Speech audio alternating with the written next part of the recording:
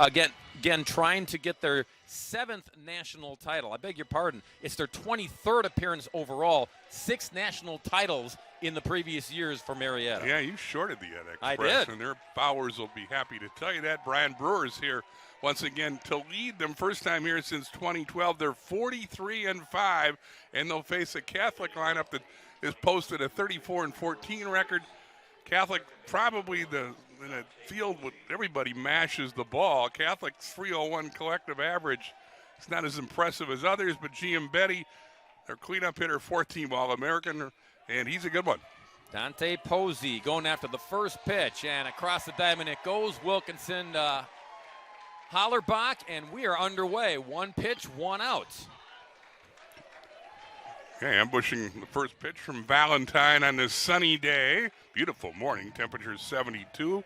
Winds are 8 miles an hour. Shouldn't be a factor on this grass field. And now this is Zach Burton stepping in for Catholic.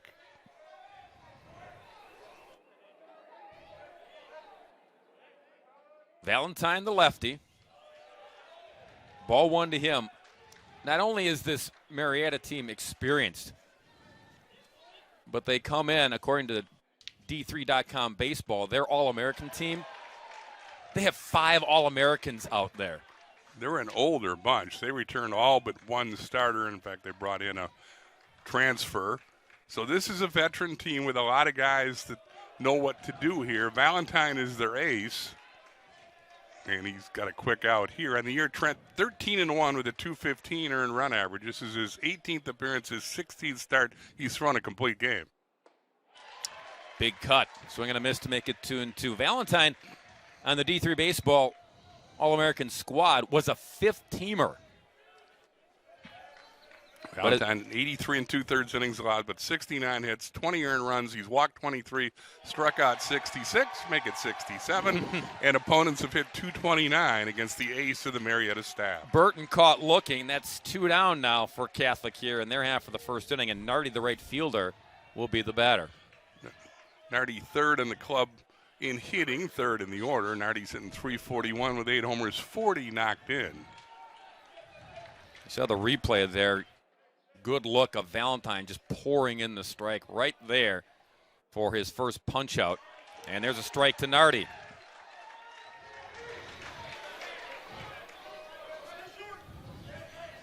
Valentine gets the signs, works quickly.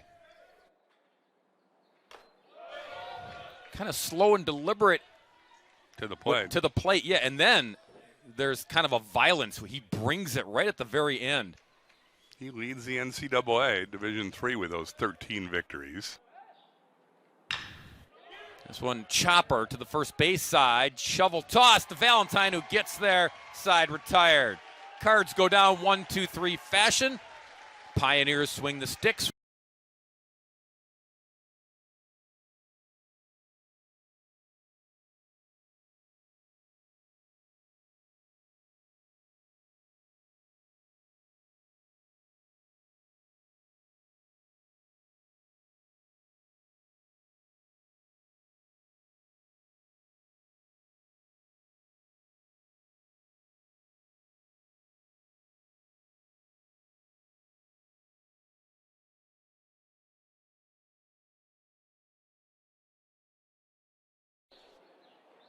Back here in Cedar Rapids, Marietta batting card looks like this. Turner Hill will lead it off, followed by Yenzi, the 3rd baseman. Holderbach, the 1st baseman. Wittmeyer is the catcher in the cleanup spot. Then Carson, the left fielder. Castle, the center fielder. Boyd is the designated hitter. Richter bats 8th at 2nd base. And Wilkinson is the shortstop, batting 9th. They will face this lefty on the hill for Catholic, Bill Brophy. And he's a big one, 6'5", lefty. Yeah, a little taller than the other left-hander you saw in the top half of the inning, Valentine, who's 5'9". Zafiro, 6'5", 195, a senior out of Manhasset, New York. He's on the years 3-2 with a 6.27 ERA. This is his 14th start, his 17th appearance. He ended a shutout. 56 innings, Zafiro's allowed 46 hits, 39 earned runs. He's had a trouble with control, walked 44 in 56 innings. He struck out 75. Opponents have hit 219 against Big Jack Zafiro. And Turner Hill takes a strike. This is one tough leadoff dude. Fourth team All-American, hits .436 coming in. Yeah, he's a good one. This team is a good one. They collectively hit .384 as a unit. Left field line, foul territory, and it bounces off the fence down there. There's a lot of room here on both sides where the bullpen areas are for foul territory to go and get them. Minor League Park, the home of the Cedar Rapids Colonels, a Minnesota Twins affiliate. But, yeah, there's a lot of room in the gaps too. These players, college players, not used to playing in a ballpark this big. Zafiro, the 0-2, way outside, 1-2. Marietta averages 10.9 runs a game. Again, offense likely is going to be the story of this tournament. We got some teams that can really rake. And these guys at the top of the heap. Number one seeds in this 8-team tournament for a reason. That one just missing. Zafiro and the Cardinal faithful, they wanted that one. Marietta pretty balanced. They've hit 60 home runs collectively, but they steal bases too. They've got 99 steals in the year in 48 games, so they aren't afraid to run. That one misses, and now the count goes full. Hill working it full. As you said, Zaviro wanted the preceding pitch. Doesn't want to put this guy on.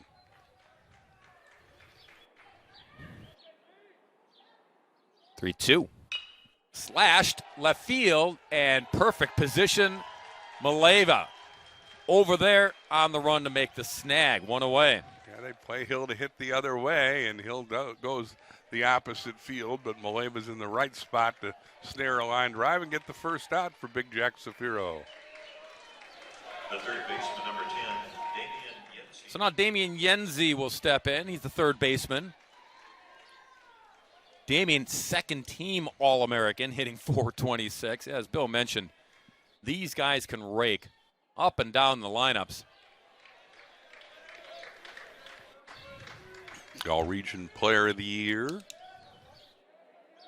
29 doubles, a triple, 12 homers, 69 RBIs.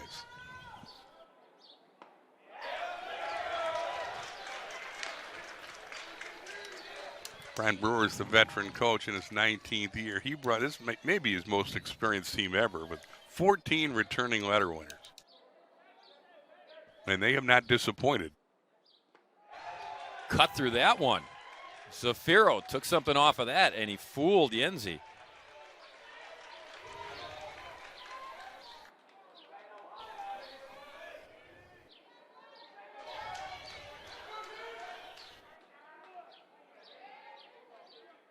One-two. Scooped by Fisher, the catcher. 2-2. You mentioned Brewer. He was an All-American designated hitter back in the day when he played for the Edda Express. He's had a wonderful coaching career, over 600 career wins. 2-2. Sawed him off. Hit it off the handle and handleable for Tesorio over to Burton, 2 away. Catholic gets 2 quick outs against 2 big-time players. But in this lineup, there's no breather. And this is Drew Holdenbach coming to the plate, and he's had a big year as well. Holdenbach hitting .417 with 14 doubles, 7 homers, 59 RBIs. Yeah, Holdenbach has really feasted on having guys in front of him finding ways to get on base and giving him all those opportunities. Strike to Holdenbach, 0-1. He's a preseason All-American, and he hardly disappointed. He led the team led the league in home runs and runs batted in a year ago. That one handcuffed the catcher Fisher, 1-1.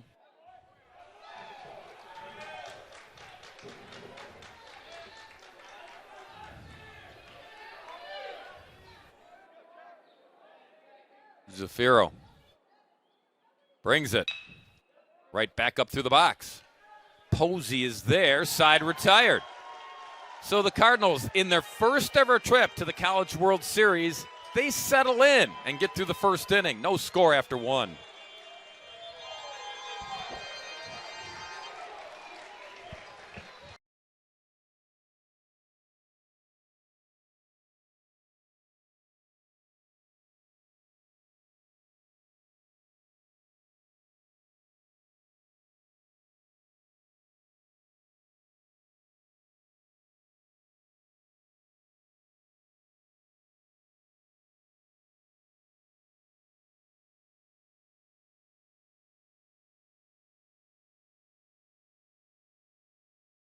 Or top of 2 as we fly you right on over.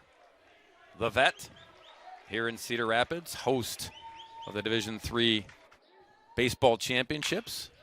Comebacker up the box, Giambetti, but Richter is right there to make the play for Marietta. 1 up and 1 down. First pitch of this second inning.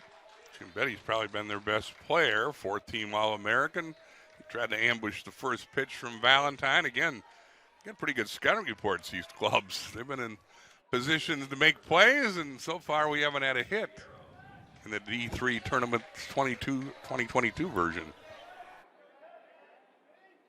1 up, 1 down. And a first pitch strike to Matt Tesorio.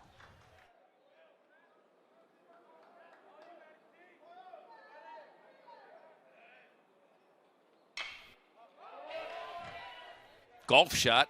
Shallow right field. Hill is there to make the play. 2 away. And Malave will be the batter.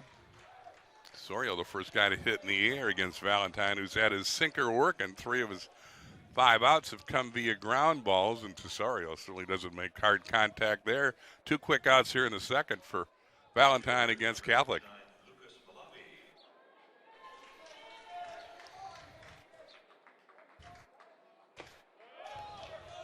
Missing there for ball 1.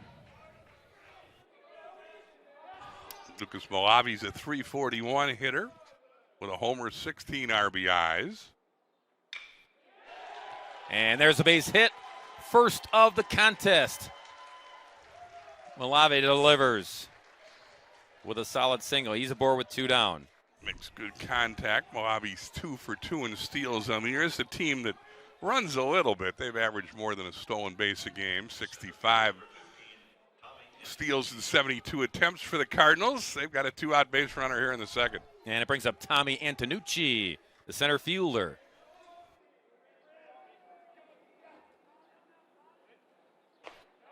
As we mentioned, this is Catholic's first ever trip to the College World Series.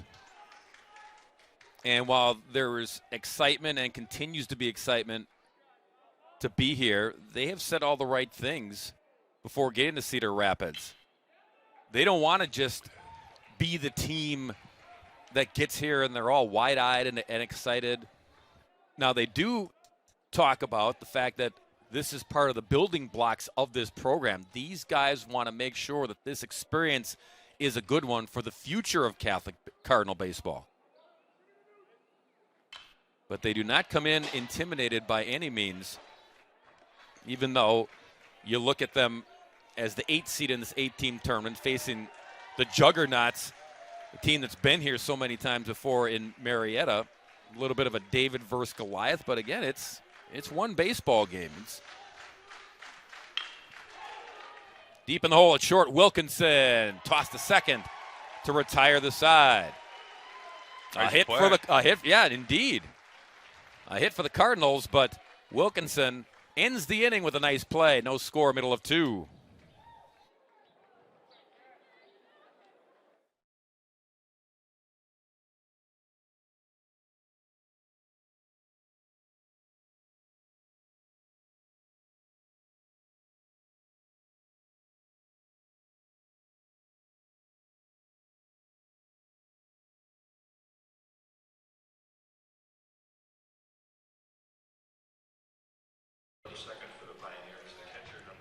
Vittmeyer, the catcher, will lead it off for Marietta in their half of the second inning against Zafiro, the lefty for Catholic.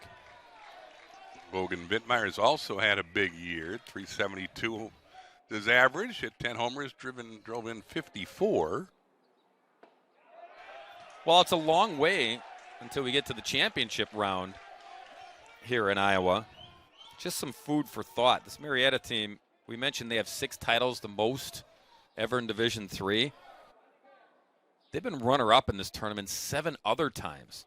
So they've played Bill in the championship game or series 13 times in this school. I mean, certainly history is on their side. But none of these kids have been here. Yes, and that's the footnote, is that it's been a little bit of a while since Marietta has been back here. And again, we'll see if they can make it to Monday. First time since 2012 for the Pioneers here. Again, Brian Brewer's been here, and you can't underscore that enough. I mean, he's a veteran. You talk about he's a good player. He won championships in 2011 and 2012. Coaching Marietta the title back in Appleton. But Cedar Rapids is new to the ETA Express. Then again, tournament baseball on this stage is new to all the players on this veteran roster. Yeah, there's plenty to be said about history and tradition and looking at those trophies back in Ohio. There's a strike, and Vittmeyer will have to go and retrieve the bat. The count is full. Well, he's going to have to deal with Ron Black, or excuse me, with the umpire all day. Yeah, Mike Griffin is the home plate umpire. 3-2 to Vittmeyer. Zafiro still has life. Chance to get the out here. His time is called. Mike Griffin's behind the plate. Justin Sims is at first base. Ron Black is at second. And Donnie Smith, the crew chief, is at third base. Our men in blue here for game one. 3-2 on the way from Zafiro. And sawed him off. Nice pitch there to get the out as Posey makes the catch. One away.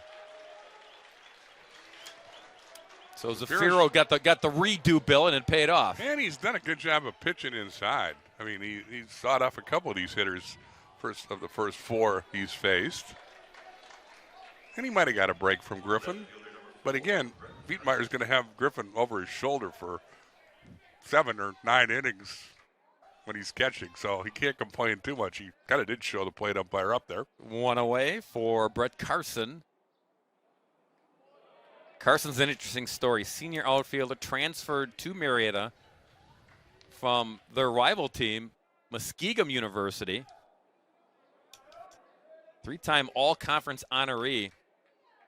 A first-teamer this year and last year as well. In 405 last year at Muskingum, at 421 this year in Marietta. Has 14 doubles, 5 triples, 10 homers, 45 RBIs is the new guy. Also got a chance to pitch in this tournament.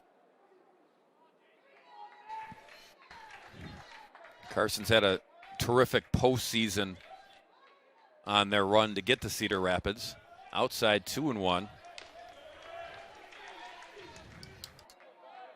No, he's won 6 games as a pitcher, so I think we definitely could see him as we go deeper into this at least 5-day tournament. 2-1, shows bunt, takes a strike. Offensively, in the Marietta Super Regional, he came to play, went 5 for 7, 4 RBI, 5 runs scored in Marietta's 2 games.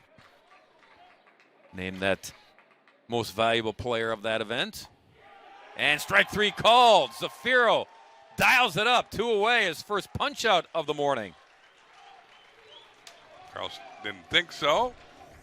But Griffin widened the zone. You be the judge. The pitcher's pitch. First strikeout for Zafiro. Got to be swinging. 2 away, Trent Castle the batter. Shows bunt, drops it down. It's a chopper in no man's land. And he beats it out. Zafiro got there and had to make the quick toss. It was a long run for Zafiro to get there. And Castle just hustling down the line. Nicely placed bunt by Castle. Got it past the mound. Tough chance for the pitcher. Zafiro's underhand toss is just a tad late. First hit of the day for Marietta is a bunt single. Designated hitter number 21, Zach Boyd. And Zach Boyd, the DH, will step in with 2 away.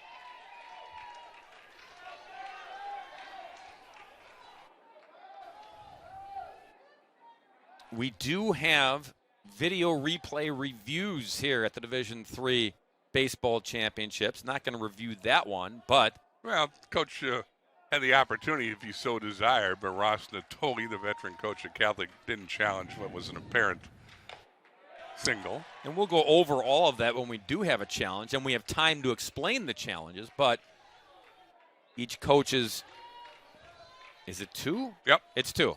I'm checking with my partner because... The umpires also have the opportunity to do a review if they so choose, but each coach gets 2 challenges. And again, when we get to that point, and we will get to the point, when there will be reviews, then we'll go over everything. We've also got the staff here from the NCAA, and they pop their head in and give us clarification, so we can give you clarification, give you all the information as well. Low there, 1-1 to Boyd. Boyd's the DH, 1,000 OPS this year, a second-team All-American, hitting 7th in the order, even though he had 431 in the year with 6 homers and 48 RBI. That's insane. I mean, but that is what Marietta has done this year. Bill talked about up and down the line. I mean, this just proves it. Boyd, certainly one of the best designated hitters in the country, and then they got him slotted at 7. They got a deep lineup, to be sure. Zafiro, though, showing no fear. Going right after these hitters, 1-2 with 2 away. Swing and a miss. Throw down to complete the strikeout. Side retired. 2 Ks for the big lefty from Catholic in their half of the second inning. No.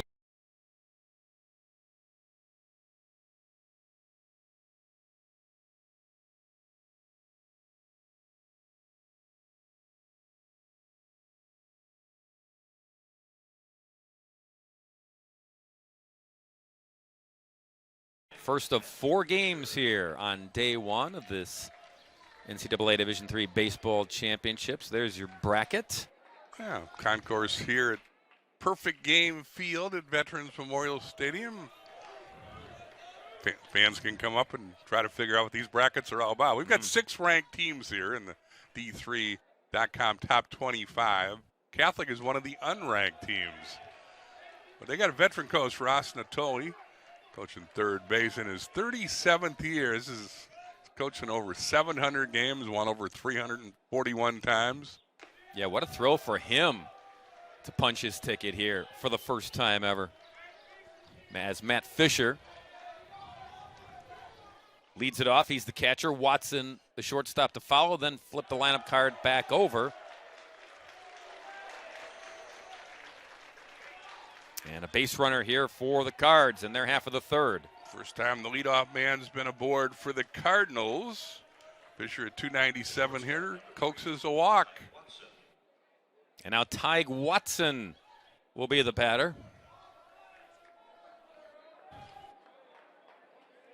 Watson just a 182 hitter. He's a threat to bunt.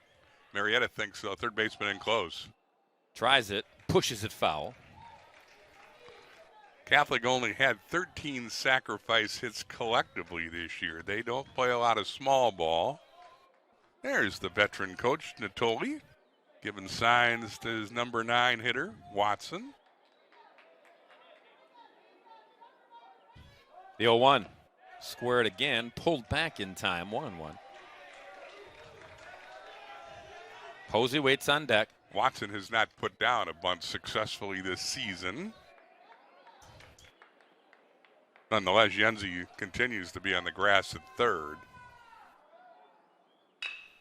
Chopper out at second and first. Double play ball as Richter gobbles it, steps on the bag, makes the throw. And all those small ball fans say that's why you should bunt.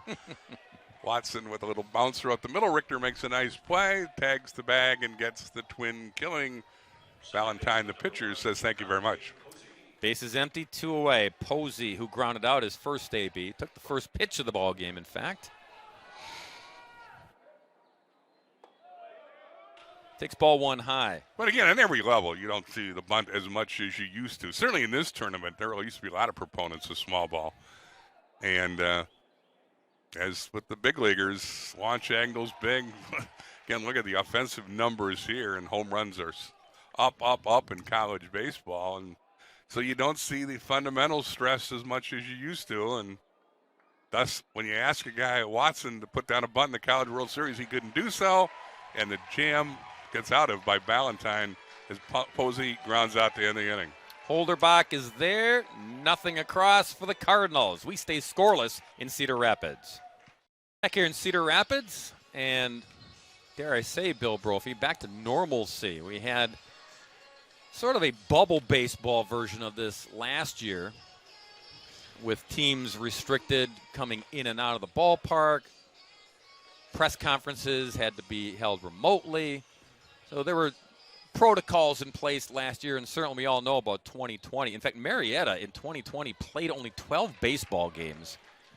Yeah, if you recall, COVID hit in the middle of March. Yeah. So all teams had their seasons suspended. Yeah, last year was weird. We're still waiting for Pat Boom to give us hats from Wash U. Yeah, we couldn't see him. Yeah. They kept the coaches and players away from the fans and the press box. Yep. And it was just weird. I mean, the tournament was great on the field, but it was, as you say, we have returned to normalcy. It's a beautiful day. It's a nice ballpark. Cedar Rapids has got everything all cleaned up for us, and we're playing ball and pretty good pitchers duel in the early going. Yeah, so far, no score, bottom three. Alex Richter leads it off for the Pioneers in their half of the third inning. A lot of the coaches at the press conference yesterday from these 8 teams, they talked on that, the return to normalcy for their ball clubs during the regular season. You recall a lot of teams last year played conference-only games, limiting travel, limiting exposure. So this year, teams were able to make trips to warm weather climates. They were able to play in tournaments. They were able to play across the country. And that seemed to be the message echoed in the presser yesterday, that this year felt normal. It felt like they were back to the way things were in 2019. Oh, no question. I mean, Marietta played in a nice tournament in Birmingham against good competition, so they got better because of it. And Florida trips were taken. And, again, it has been a normal year. Last year, a lot of programs dropped baseball, the Division III level, because of COVID. But we're back this year. 380 teams started the season. The 8 best remain here. Count is full on Richter.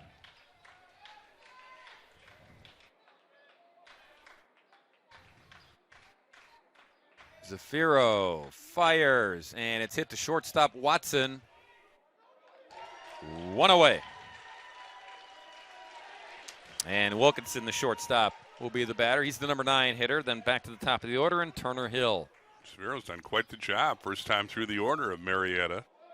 Again, we've thrown out all those impressive numbers that the Pioneers have amassed, but they've been able to make very little contact against Zafiro.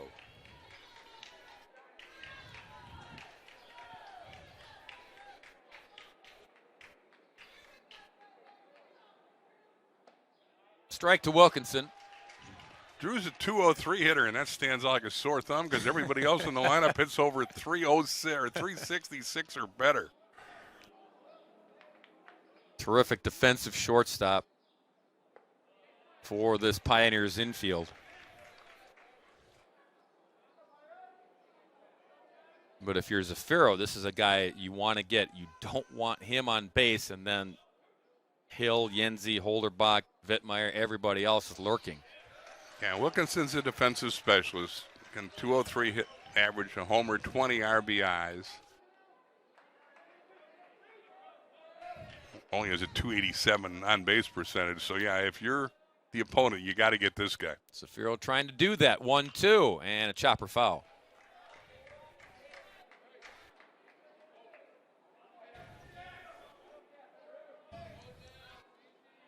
Hill waits on deck. Zafiro, who recorded a pair of strikeouts in the second inning, now has another one. Number 3 for him, 2 away here in the third. Zafiro looks very much at ease on the mound in the Cardinals' first ever appearance in this tournament. Cardinals are only the second team ever from the landmark conference to be in this tournament. Top of the order, Turner Hill, the batter.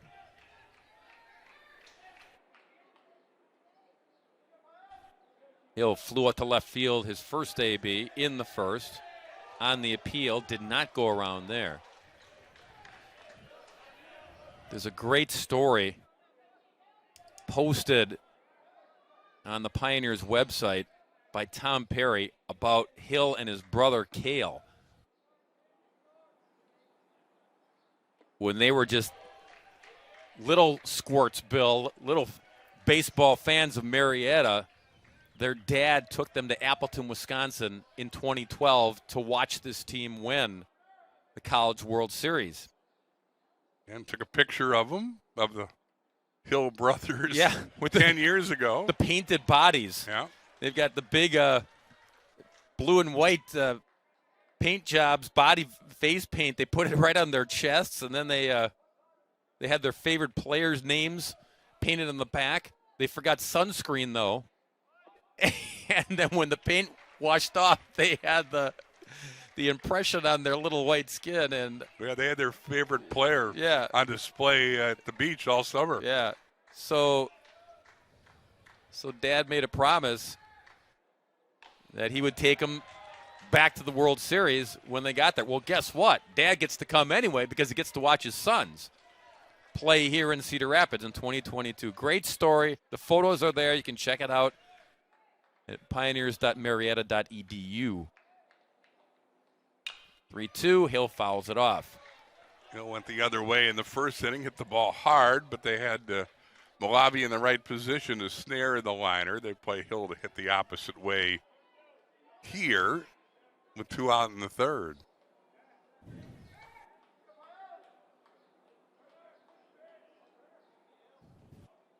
Zafiro again. Slasher foul. Yeah, he looks like your pesky prototype leadoff hitter. The spoil good pitches. Not afraid to go the other way. He was the player of the year in the Ohio Athletic Conference a year ago. Co-player of the year this year in the OAC.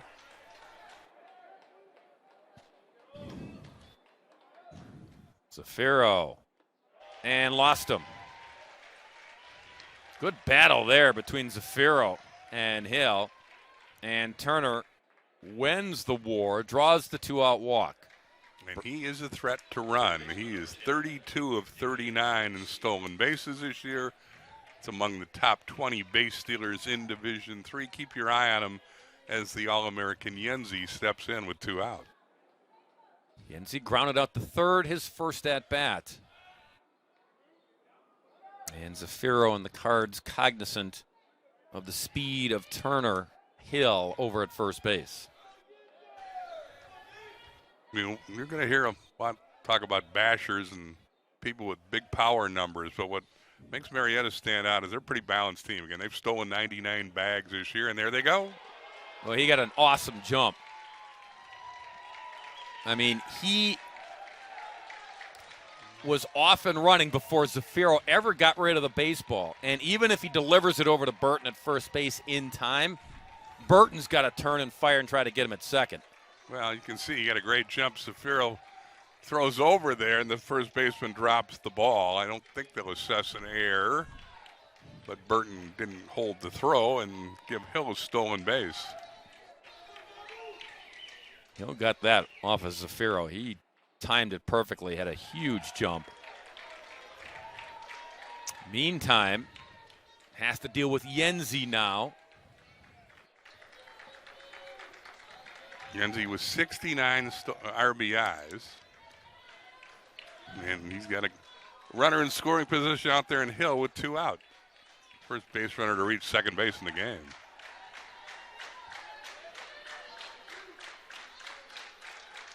One-0.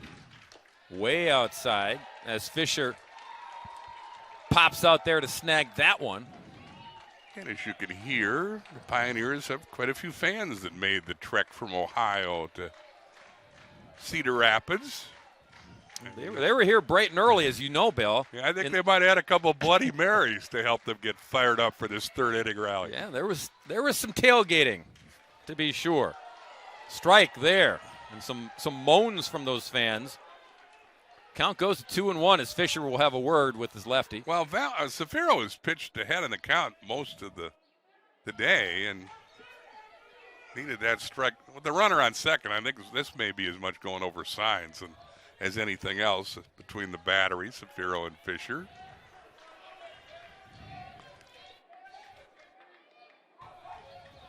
So 2-1 with 2 away. Hill out at second base. Yenzi steps in.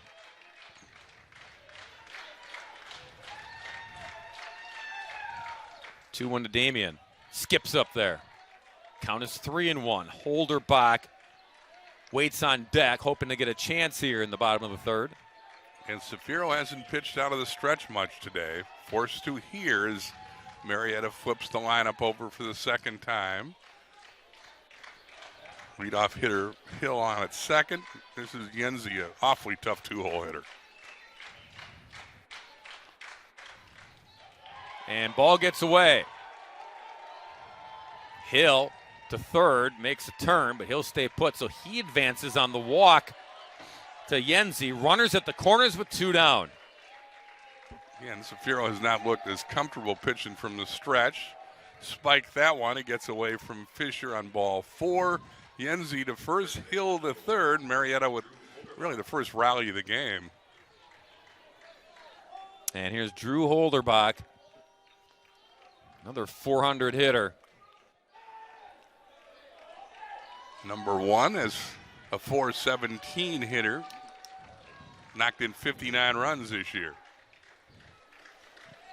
Opportunity to put Marietta on the board first. Ball 1 low.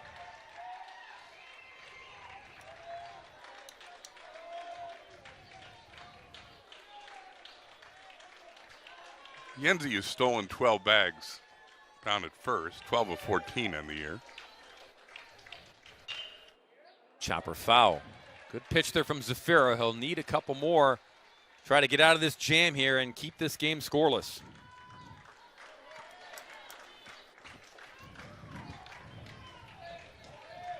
Holtenbach's one of 6 guys in this Marietta lineup that's had over 100 total bases this year. They could just flat out rake. There goes the runner. From first, throw down is high and into center field, and Marietta will get the run. Yenzi over to third. 1-0 Pioneers. Well, they manufacture a run. We talk about all the big bats, and they steal a run there. A little miscommunication between Watson and Posey and who was going to cover and whether the catcher was going to throw through or not. As you can see, Fisher emails this one over both the middle infielders into center field, and Hill easily trots in with the first run of the game.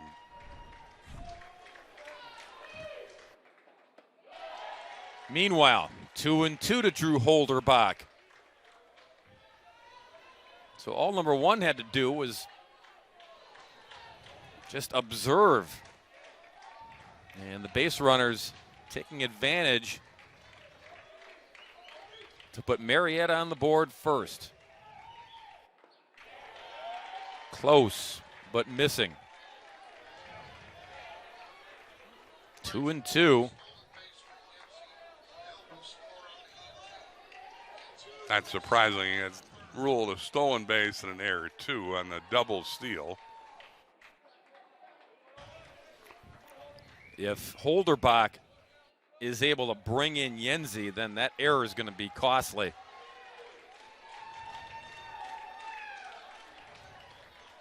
Zafiro, 3-2, launches it, center field, big gap there, it'll fall in. Run scores 2-0 Marietta on the RBI double by Drew Holderbach. They shaded him to left, and there was a big gap in center, right center, Bill. Yeah, they just shaded him to hit the ball to left field, and the big gap was in right where the ball landed. And for a lot of hitters, that's a can of corn, but the way they had him played defensively, Holdenbach splits the outfielders and brings in the 2-out run, and here comes a visit to the mound to try to settle Zafiro down, who rolled through the order and now has come apart a little bit. Second time through the order with a pair of walks and now a 2-out double by Holdenbach. So Holderbach delivers, and the error, as we just mentioned, compounded after the throwdown and makes it 2-0. And still issues with Vittmeyer stepping in. The visit to the mound by the pitching coach, I just think he wants Zafiro to take a breath and settle down. Again, you don't get many breaks in this Marietta lineup, and this is the cleanup hitter Vittmeyer.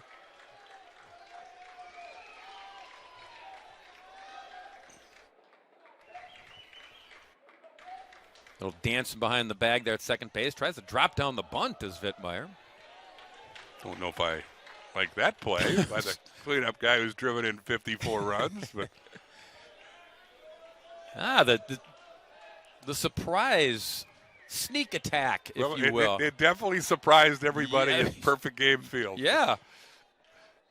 And the third baseman is still back at normal depth Yep. at third. He didn't care about Vittmeyer's bunt. And it's 0-1 to Logan. See if he's swinging away here.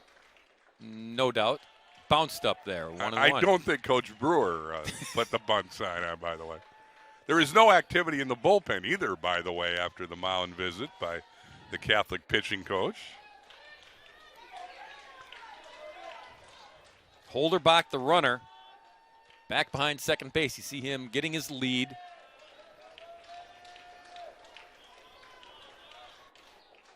The 1-1. Strike, 1-2. So Zafiro now trying to end this inning and limit the damage to just the pair. Vittmeyer, a third-team all-region player. I don't think he made the team because of his bunting ability, but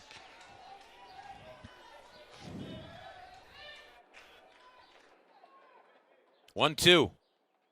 Again, skipped up there by Zafiro.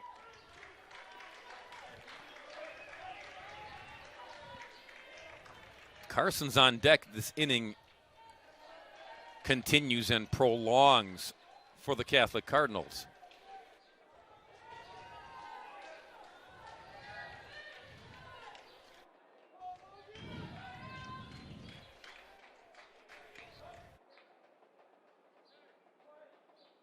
Two with two down. Again, in the dirt. And the count goes full.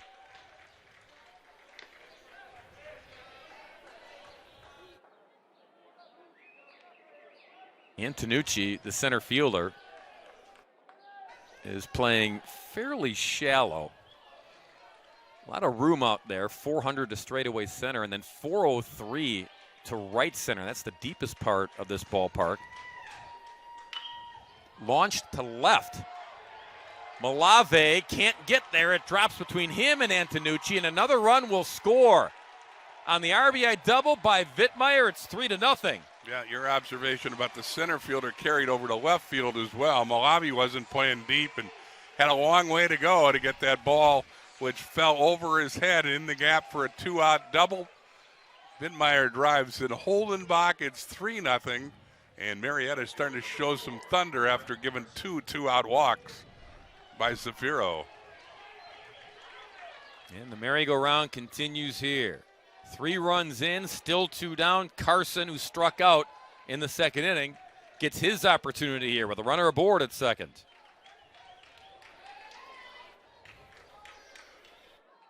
Brett can't check in time, 0-1. And the outfielders aren't much deeper for Carson, the 5-hole hitter, than they were for the cleanup man, Vittmeyer. Again, this is a big ballpark. Bob just gave you the dimensions to center field. If there's a cheapy home run here, it's in left, 315 down the line, and the fence juts out, but there's a lot of room in the gaps between 407 and the left center power alley, 403 where the flagpole is in the center, and a lot more room than these outfielders are used to playing with. And I don't know if Catholic has made the adjustment, quite honestly, with their outfield alignment. Yeah, trying to figure it out here on the fly. 1-1 to Carson.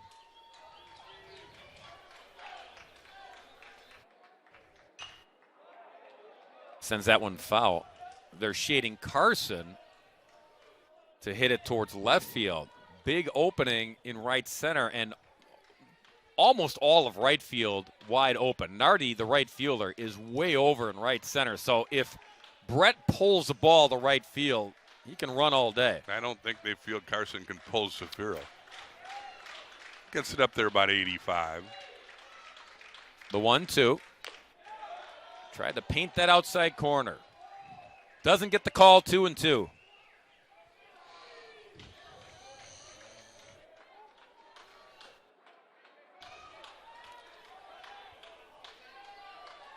Mild stretching in the Catholic bullpen, but just stretching, just some exercises, no throwing. Chopper to short, Watson gets there.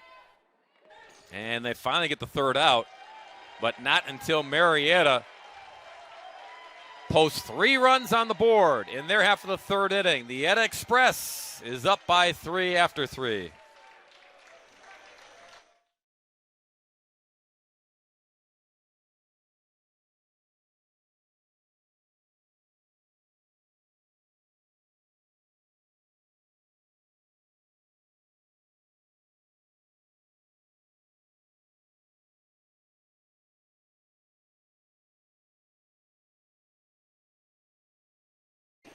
That's where we are, Cedar Rapids, Iowa, amongst the neighbors here at Perfect Game Field. Leading off the top of the fourth inning for the And that's what we're playing for. first baseman number 8. All the marbles in Division III in 2022. That's a great drone shot by our gang. That's Alec, Pilot Alec at the controls Yeah. there, steady as she goes. Top of 4, and Catholic has a base runner as Burton takes one for the team. Second straight inning, the Cardinals have had the leadoff man on. They need an answer here to 3-run third inning by Marietta, and they got the meat of the order to maybe provide that answer. Right fielder number 6, Ben Nardi. So Ben Nardi's turn, grounded out his first AB.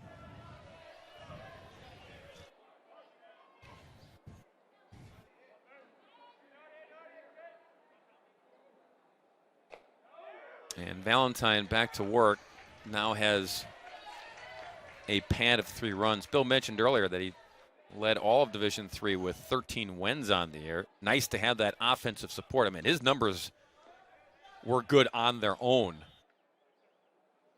But certainly any pitcher will tell you it puts them at ease, makes them more comfortable to know they've got some bashers behind them to give them that comfort zone.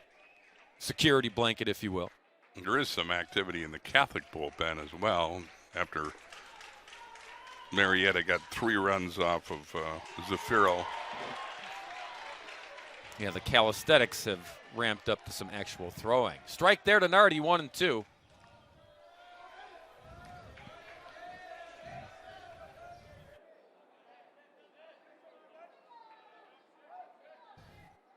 Valentine, that one lost the grip. You could clearly see on the delivery.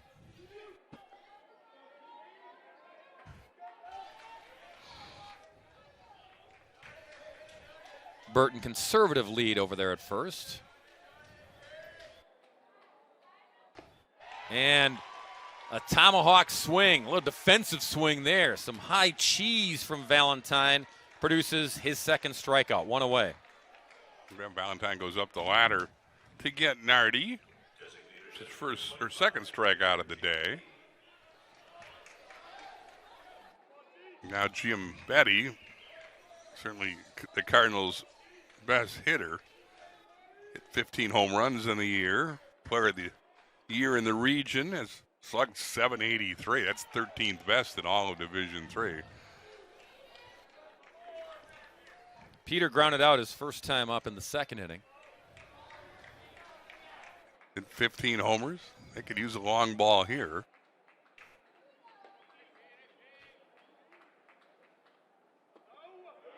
Bill mentioned if you're going to sneak out a home run, the best place is left field at 3:15 down the line. Yeah, and that's pretty inviting because that gives you a lot of room at 3:15. It is a double wall in left field, so the poke is, you got to get it up and over that wall. The padding goes all the way around on a single level, and then over there they have a picnic area in left, and they've added an extra level of padding, so you got to get it up and over that. I think we're going to see a lot of balls go up and over that the next 5 days. I would tend to agree, my friend. Wind is not a factor whatsoever. No. The flagpole is limp in center field. Scooped in the dirt there by Vittmeyer. 3-1 to Giambetti.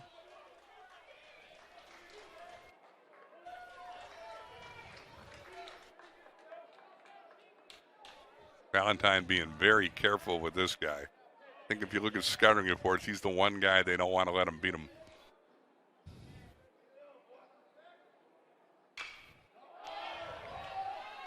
High in the sky.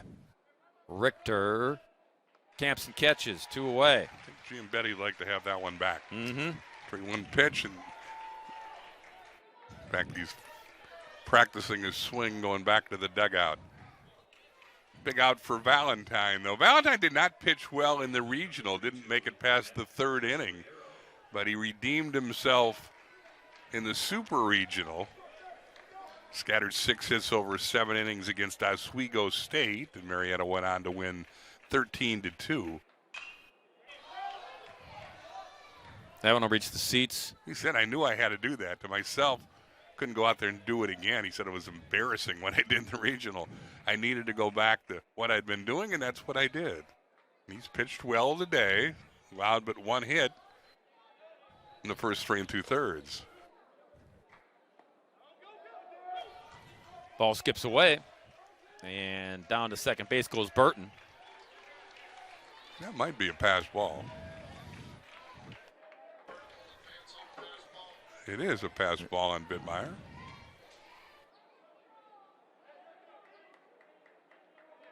So runner in scoring position if Tesorio can find a way to get him across. Find some green here.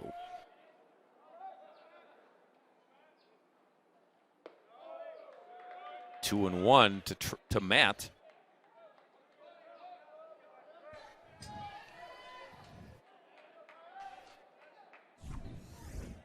Here's the pass ball. Bittmeyer will tell you he should have made that play. The official scorer said he should have made that play, and it is a pass ball which puts a runner in scoring position for the first time today for Catholic.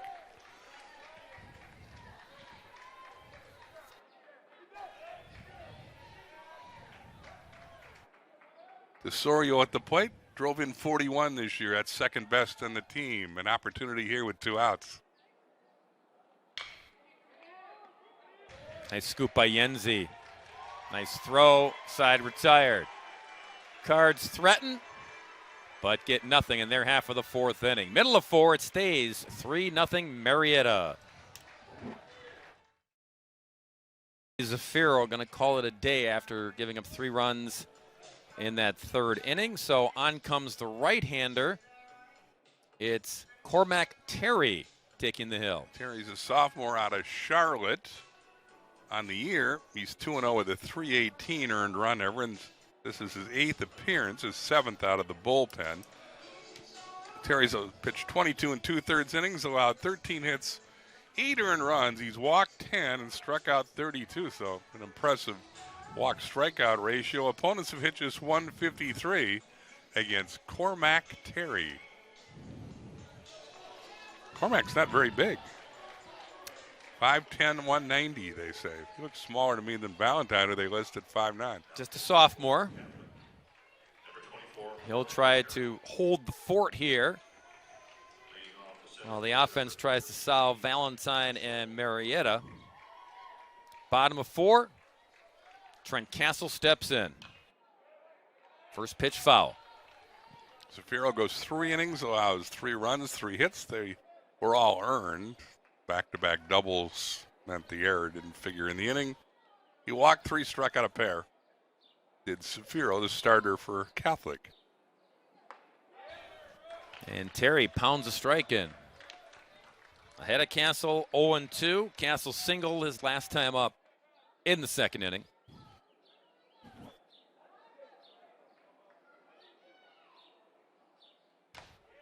Brings it. Strike 3 called. So Terry making his presence felt out of the bullpen. 1 up, 1 down. K in the books for him. Again, he can strike out guys. His 33rd whiff in 23 innings. Got a nice live arm. Change of pace to the left-hander who started the game, Zafiro. And Terry can't get the footing down on the bunt single by Boyd. Second bunt hit of the day for Marietta. Again, we talk a lot about their Thunder, and they have had 2 2-out RBI doubles, but second bunt single. Nice bunt by Boyd, and again, Terry just loses his footing, doesn't have a chance to throw him out.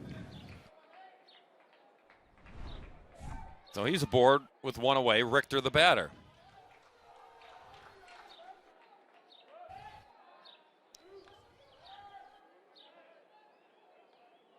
Zach Boyd has stolen 8 bags in 12 attempts.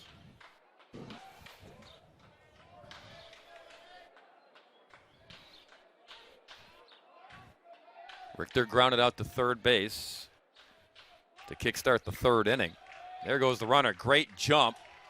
Going to third. Fielded there, and the scoop made to get the out.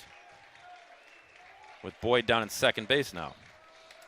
You get the impression Brian Brewer wants to keep the pressure on the defense, and he starts the runner. Richter goes the other way, and productive out, but runners in scoring position again with 2 outs here in the fourth for the Etta Express. And Wilkinson will be the batter.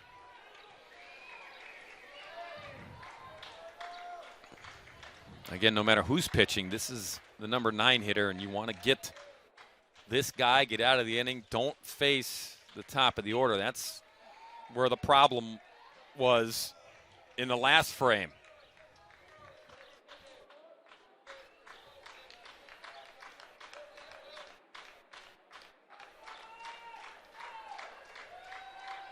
Two walks and 2 doubles, and a throwing error led to 3 runs in the third. Wilkinson takes a ball, 1-1.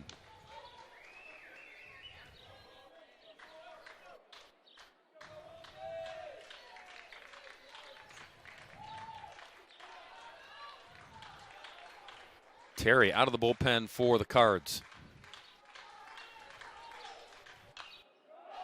Sliced foul into the seats. Stevens Point from Wisconsin will face the national champions from Salisbury in Game 2 this afternoon. Scheduled to start at 1:15. It's always a little optimistic, I think. The Gulls, the Seagulls, and the Pointers will tangle. 2-2 to Wilkinson.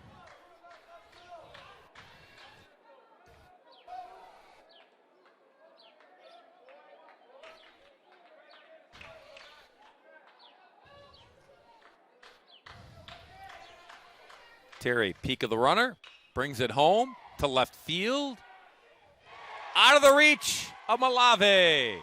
And another run will score. Wilkinson, the number 9 hitter, delivers an RBI double to make it 4-0. Third 2-out double in as many innings for Marietta. Those 2-out hits are killers. Malave had a long way to go. Again, I think he'll tell you he should have made this catch. I'm sure it'll go as a hit. It's a tough chance for Malave, and a big hit for Wilkinson to drive in the 4th run of the game for the Etta Express. That's the first issue for Catholic. There's more issues now because here's Turner Hill. Top of the order and all these big bats because you couldn't get the number 9 hitter.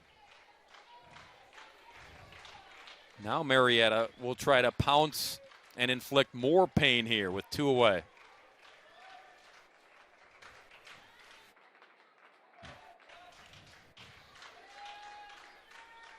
(1-0) to Hill.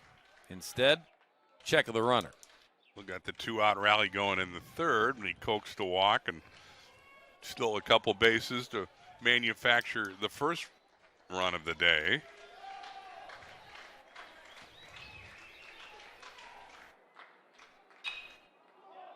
In the air, left field. Malave makes the catch in foul territory, but another run across for the Etta Express in their half of the 4th inning, who now leads it 4-0 after 4.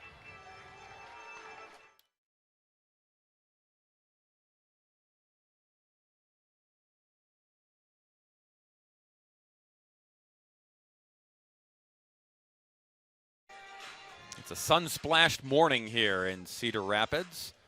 Part of the exhibits outside of the vet.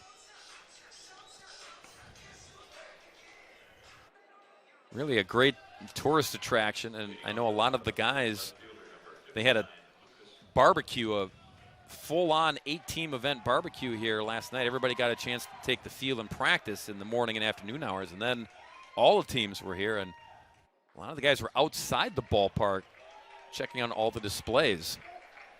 Yeah, again, to follow up your earlier point, a return to normalcy. That's what they traditionally wanted. Started a tradition in Appleton where they had a barbecue and a presentation of the All-American teams, and all the teams get together and see one another. It's kind of an opening ceremony. That's right. There was no food last year. They couldn't feed the guys. They had to all eat at their hotels. Yeah.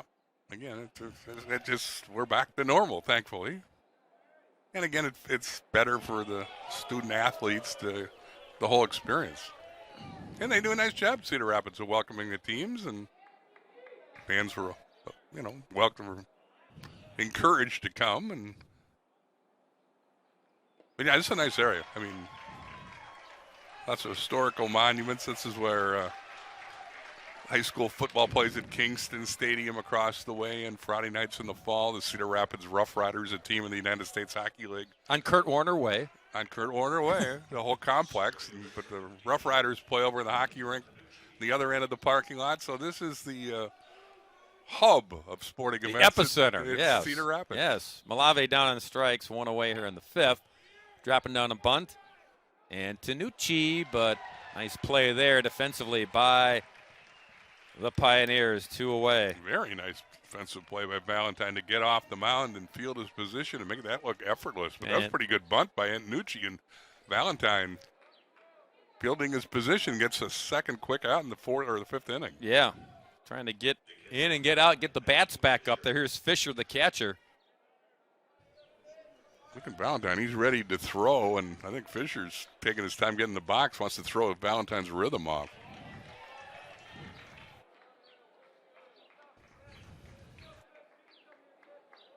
And Fisher steps out again. Valentine out of the Mark Burley school of getting the ball and throwing it. God bless him. Yeah. Not enough of that in baseball. Yep. Valentine's allowed but one hit. Walk one, hit a batter, struck out a pair. Been impressive as the ace of this Marietta staff on opening day. 0-2 to Fisher, way outside. The Seagulls have entered the ballpark here in Cedar Rapids, the defending national champs. Won it all, had the dog pile right here about a year ago. And they are back to defend their title. 2-2 to the Cards catcher. Valentine fires high, count goes full. Fisher coaxed a walk back in the third, leading off. He was erased quickly on a double play. And he coaxes another walk here. So 2 ABs for the number 8 hitter. 2 times he's walked, 2 away with Watson, the shortstop.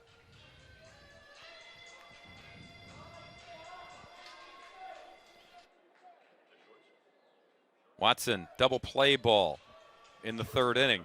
Didn't get the bunt down and then into that double play.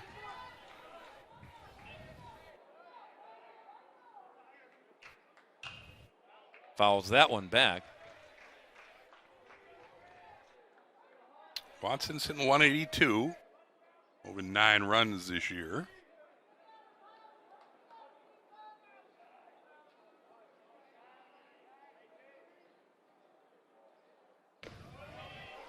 That one misses low. 1-1. Watson only making his 23rd start. He's only had 2 extra base hits this season. Thus, Marietta plays him shallow in the outfield.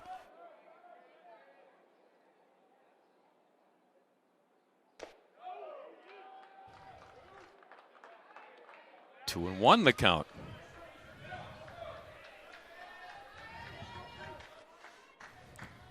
Happy to have everybody aboard wherever you may be watching the live stream. Checking out Marietta and Catholic University out of the Washington, D.C. area. Bob Brainerd, Bill Brophy, and our terrific crew here in Cedar Rapids. First of 4 here on day number 1 as Watson calls time. I think a lot of people in D.C., in Ohio, are goofing off at work if they're watching us, by the way. I'm looking on Twitter and I see someone with the handle Boss and he took a screenshot and says, "What a time to be alive." He's a Marietta fan, and he's checking out the action. It's called multitasking, Bill. One monitor has the game, the other monitor has, your checks and balances and your spreadsheets. And I'm sure you're right. whatever you need to do to make, work look at least semi-productive. And a strikeout there for Valentine will end the threat in the top half of the fifth inning. Nothing across, and the Ed Express continues to roll forward up 4-0.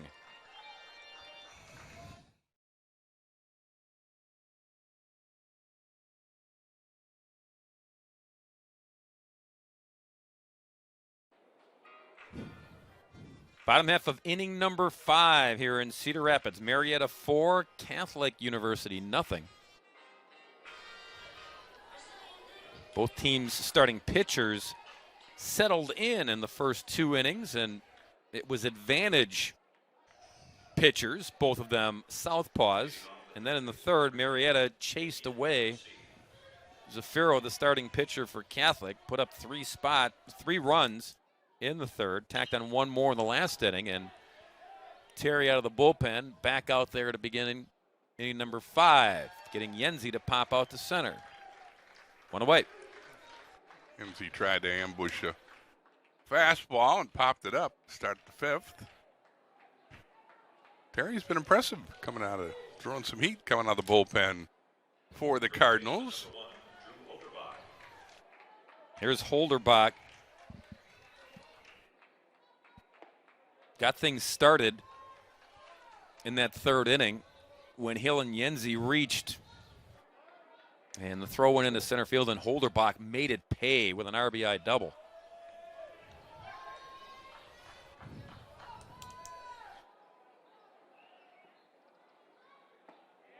The winner of this game plays at 1:15 approximately tomorrow in Pool A. The loser of this game plays the breakfast special again tomorrow at 10 a.m. And that's an elimination game. Donuts will be served. I missed them this morning. Oh, how is that possible? Well, that's a rookie play. I guess I'd better than that.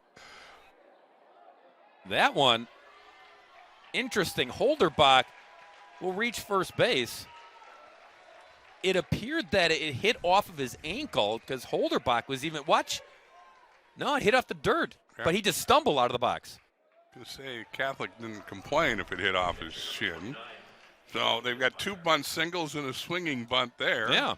2 doubles as well, or 3 doubles that have brought in runs, but they haven't hit the ball very far. They've had base runners, and they lead by 4. So Holderbach's aboard at first with 1 away. Vittmeyer, who also doubled in a run in the 3-run third, steps in. It looked like, it appeared at first blush that Holderbach might have fouled it off his ankle, and that's what caused him to kind of be gimpy down the line. But great replay by our crew there. You could see it just, he tried to get out of the box and kind of turned into Barney Rubble. 60s reference there as the ball gets away, and Holderbach down to second. It'll be a wild pitch that enables Holdenbach to get to second. He went too gimpy, scooting down to second. Holderbach in scoring position with 1 away.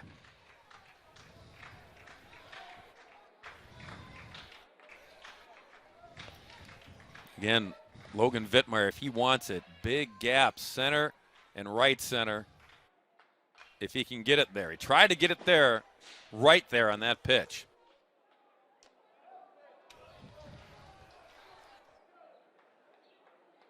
One and one to Vittmeyer.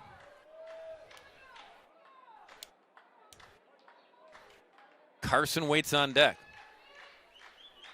Vittmeyer with his 55th RBI back in the third. One of 4 guys with 51 or more RBIs in this powerful Marietta lineup.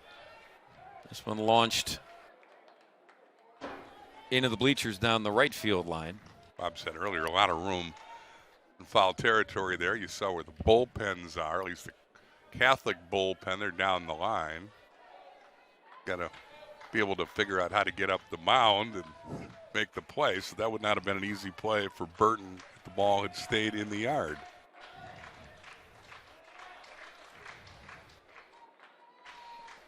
1-2 to the Marietta catcher. Another slicer into the seats. Cormac Terry up to 22 pitches now out of the bullpen for the Cards.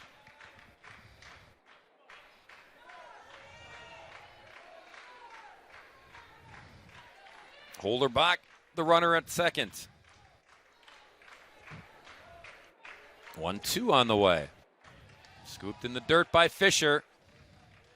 And that'll keep Holderbach at bay at second.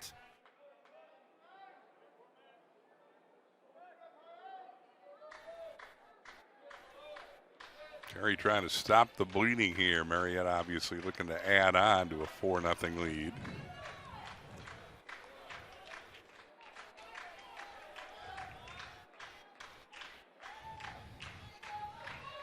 Two and two. Check of the runner. Bring it home. Foul it off again. The battle continues. Again, statistically, this matchup favors Marietta in a big way. We told you earlier they average almost 10 runs or 11 runs a game, 10.9 a game. They're going against the Catholic pitching staff that collectively has an ERA of 5.96. It's the worst among the 8 teams in the field. 2-2. And a lot of souvenirs here in Cedar Rapids. But the battle. Whitmire seeing Terry's best stuff and has spoiled it.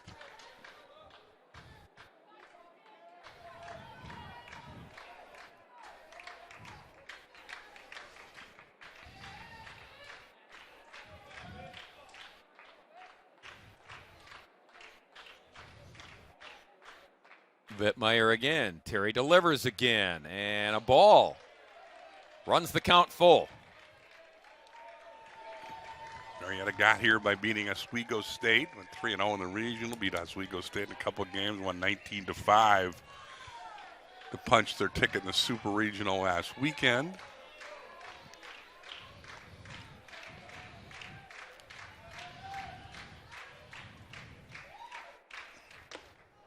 That one came in tight. And the battle won by the catcher. Draws the walk. Tip your hat to Whitmire. He earned that walk. So now 2 aboard with 1 down, and Carson, the left fielder, steps in. Left fielder number 4, Brett Carson. Carson's 0 for 2 today. But again, this is a recording. All these guys handle the bat well for Marietta. And the lefty going to hit against the righty this time.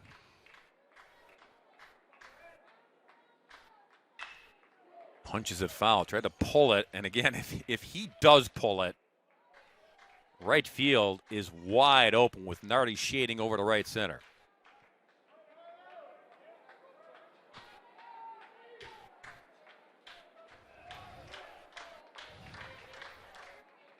Malave deep in left field. They think Carson's going that way. The 0-1 from Terry. Pitched him high, and this will make the seats.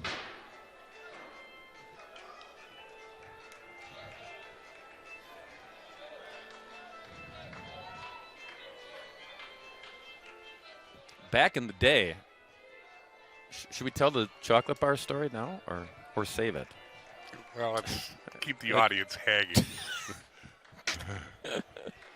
That's after a few more foul balls. Okay. During Whitmire's at bat, I should have told it. That would have crushed the candy account. Okay, go ahead and tell us. Okay. In Appleton, Wisconsin, when the tournament was held there, and to entice the youth in attendance to bring the baseballs back to be reused, they would swap out the foul ball for a candy bar. Now, what kid wouldn't take that trade, right? But that's what the Appleton tournament organizers were counting. They were ahead of the game as Carson goes down on strikes. A little defensive swing there. Terry, a good pitch to get the second out. As Rex Hudler said that year, he was doing the games. Rex now has gone on to a real job at the big leagues with the Kansas City Royals. He was doing the games that year, and he observed there's going to be a lot of chubby kids in Hamilton running around after that tournament. Not the case here in Cedar Rapids. You get a baseball, you get to keep it. And you don't get the chocolate bar. And yeah, well, right. You can try to turn it in, but no. 2 away. Trent Castle goes after the first pitch, fouls that one back. You saw that last pitch from Terry to get the out on Carson. Had some really good late movement on it, and Carson got all tied up and just tried to slap at it, even though it was out of the zone, but had a real funky late finish from Terry.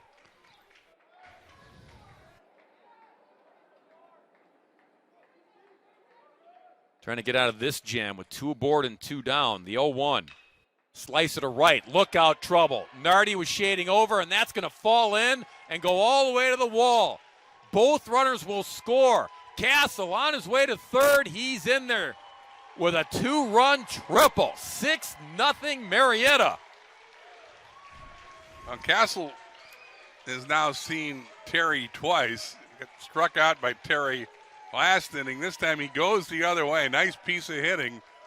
And again, as Bob told you, they were shading him to hit the other way. He hits that one in the corner, and it's a 2-run 3-bagger. Another 2-out hit for Marietta. Another 2-out extra base hit for Marietta to bring on runs.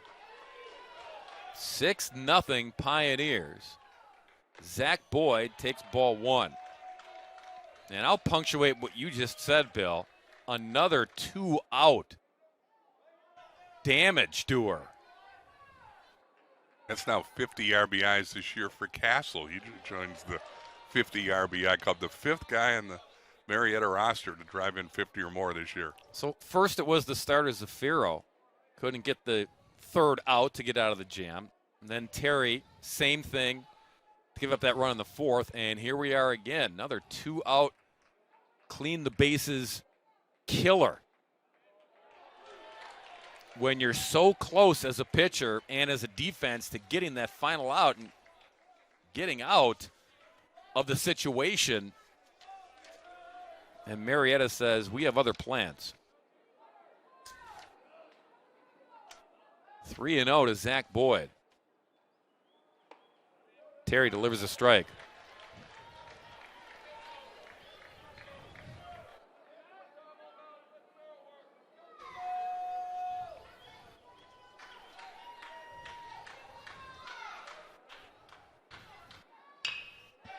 And another base hit and another run for Marietta. Oh, by the way, it came with 2 outs. It did. But it certainly is worth noting. These guys have just pounced. Even though they're an out away, they just keep raking. Yeah, they are everything as advertised. Second baseman number 18, Alex Richter. And now Richter will try to continue the onslaught. 3 runs in here in the 5th already. Richter 0 for 2 with a pair of groundouts on his scorecard.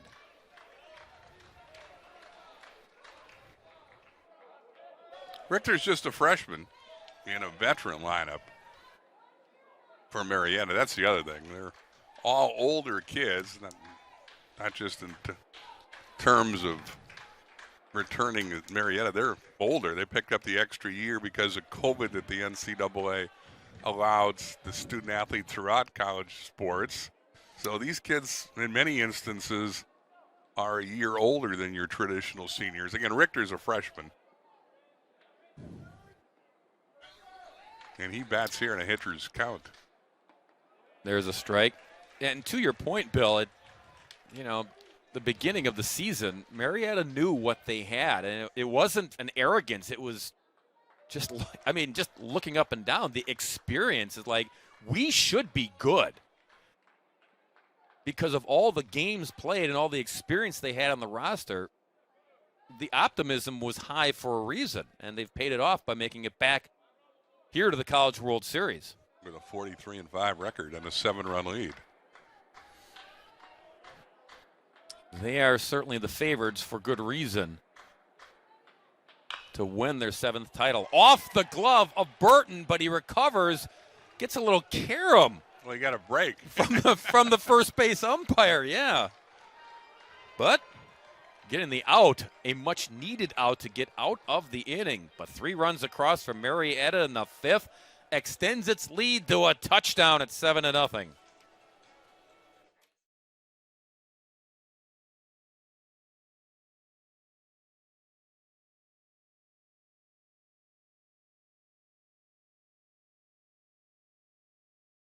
Look at the downtown Cedar Rapids area. Got the river running alongside a really nice revitalized downtown area, gathering place for the locals as well as the folks who come to town here for this tournament.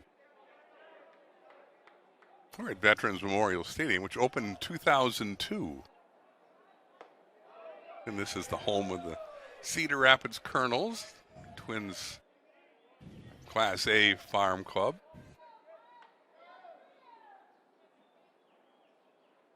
Mike Trout was here. Mike Trout played for the Colonels. They have a display case here in the press box area of Trout gear when he was with Cedar Rapids. Brian Buxton was here. Yeah. No, they've got quite a tradition of baseball in this town. I think last year you and I did the Twins retired number. No, you have a Twins background, so you tested me, and I think I did okay. I was shocked, actually, how well you did. Yeah. Because if you did it, that's a layup. Well, yeah, but I my think father's in the Twins Hall of Fame, so right. I do have a leg up. But you tested me and said, okay, let's see how you do, smart guy. And I think I held my own as Posey flies out to center, out number 1 here in the 6th inning. 3rd time through the order, Valentine faces the Cardinals, and he's been in control today.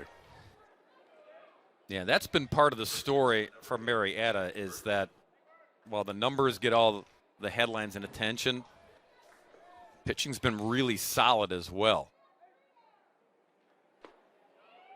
They don't go out, guys like Valentine don't go out there and say, well, they're going to put up, 5, 6, 10 runs maybe, so I can be a little sloppy. No, Valentine's focused on his task and pitching a 1-hit shutout through 5 and change so far. It's a great combination for a great baseball team. He's pitched ahead in the count. And he's not a very big guy, but he throws strikes, makes the hitters do what he wants them to do, and he's only allowed the 1 hit with 2 outs back in the 2nd inning. No one runner has got beyond second base. And he's ahead of Burton 1 and 2. Ooh. Really close, 2 and 2. He is what you would call a crafty left-hander. Yes. He doesn't throw hard, but he mixes and matches pretty well.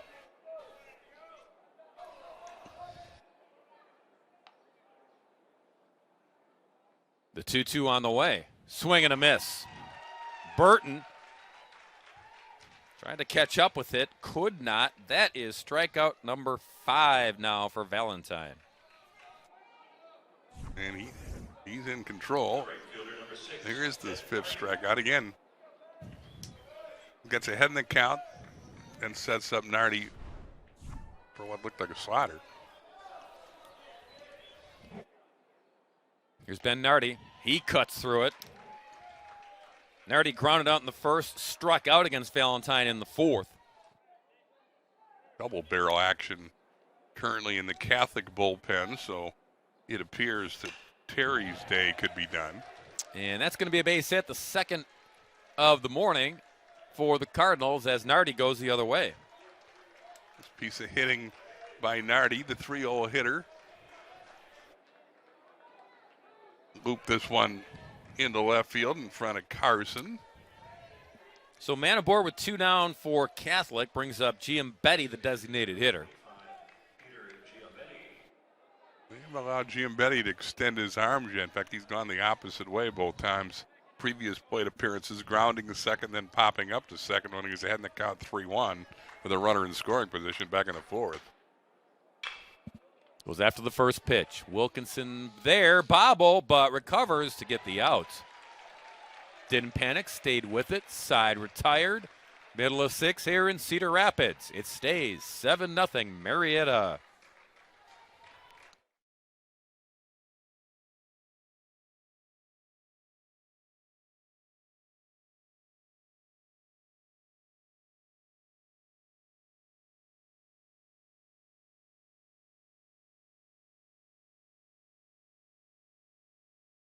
2-run triple.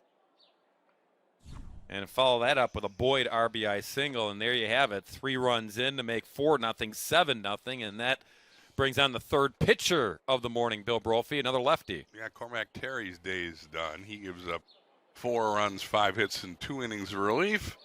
And this is Nick Marini. On the year, Nick's 1-1 with a 5 flat ERA, 5.00. This is his 9th appearance. 6 out of the bullpen in 9 innings. Marini's allowed 13 hits, 5 runs, all earned. He's walked 5, struck out 7, and opponents have hit 342 against Marini, who is a senior from Belmar, New Jersey. He will face the number 9 hitter Wilkinson, then back to the top of the order, Turner Hill and Yenzi. Wilkinson had a big blow in the 4th inning. Number 9 hitter came through with an RBI double. Every run scored has been with 2 outs. Tries to bunt his way on, and nice play by Marini to get over there in time for the toss. 1 away. Back to the top, and Hill. And you can see the veteran coach Brewer wants to put pressure on the defense. A lot of bunts. Forces Marini to make the play there. Marini kept his poise and did just that. Keep the number 9 hitter off the bases, because here comes the power-laden lineup started by the little pesky leadoff hitter Hill.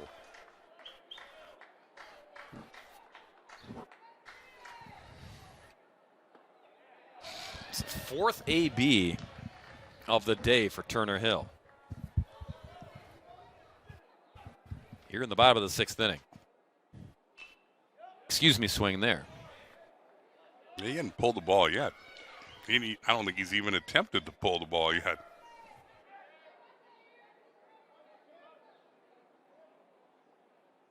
Marini, lefty on lefty, skies this one, right center field. Nardi comes over to make the catch on the run, 2 down. He does pull the ball there and pops up. And now Yenzi, the third baseman. Nice job by Marini to come in and throw strikes. The third baseman, number 10. All 5 of his pitches have been in the strike zone and got 2 quick outs.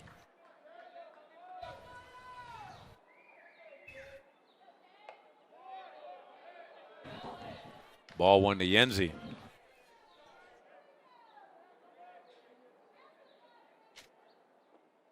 Big cut there by Yenzi. 1-1.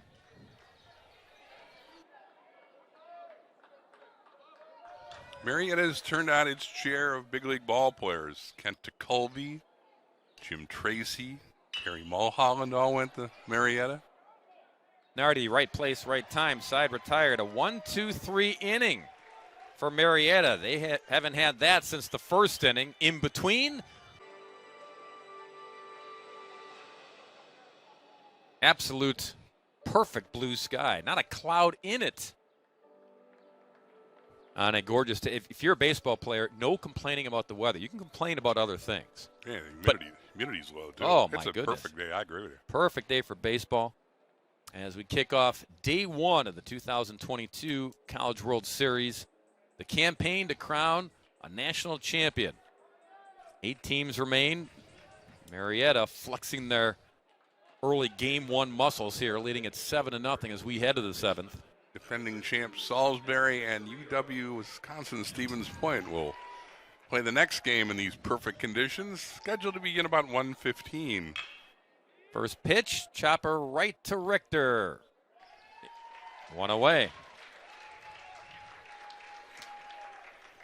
You said UW Wisconsin Stevens Point. That's redundant. Well, we got a broader audience than Wisconsin people, so.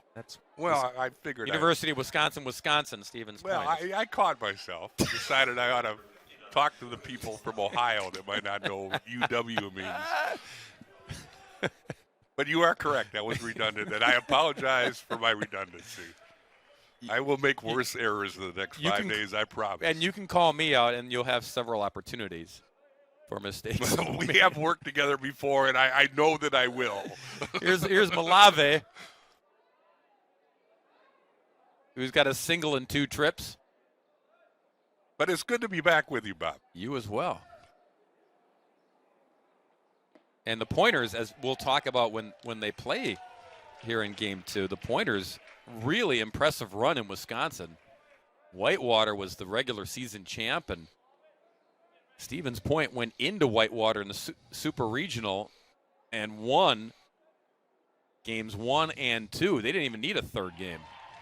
Down on strikes goes Malave, frustrated with that AB, 2 away. Well, I was going to say, like all these teams, Stevens Point comes in with some eye-popping offensive numbers, but as Valentine has showed us here in the latest example of strikeout of Malave, good pitching will beat those impressive offensive numbers, and Valentine has been good today. Tough day for the left fielder of Catholic. As you saw him pound that bat after that AB. 2 away. Antonucci now 0 for 2. 6 strikeouts for Valentine now, including a pair against Malave. Working quickly and efficiently with a 7-run pad. And throwing in his sinker has been on point. They have not hit a ball. Well, I take that back. Posey flew out the center field. Everything else has all been ground balls or strikeouts. Up Tesario flew out in the second. I apologize again. I'm wrong. But anyway, my point is that his sinker has been working. You can call yourself out now. 2-1 to Antonucci. Wittmeyer striking the pose there. Trying to entice the strike call. Doesn't get it. 3-1.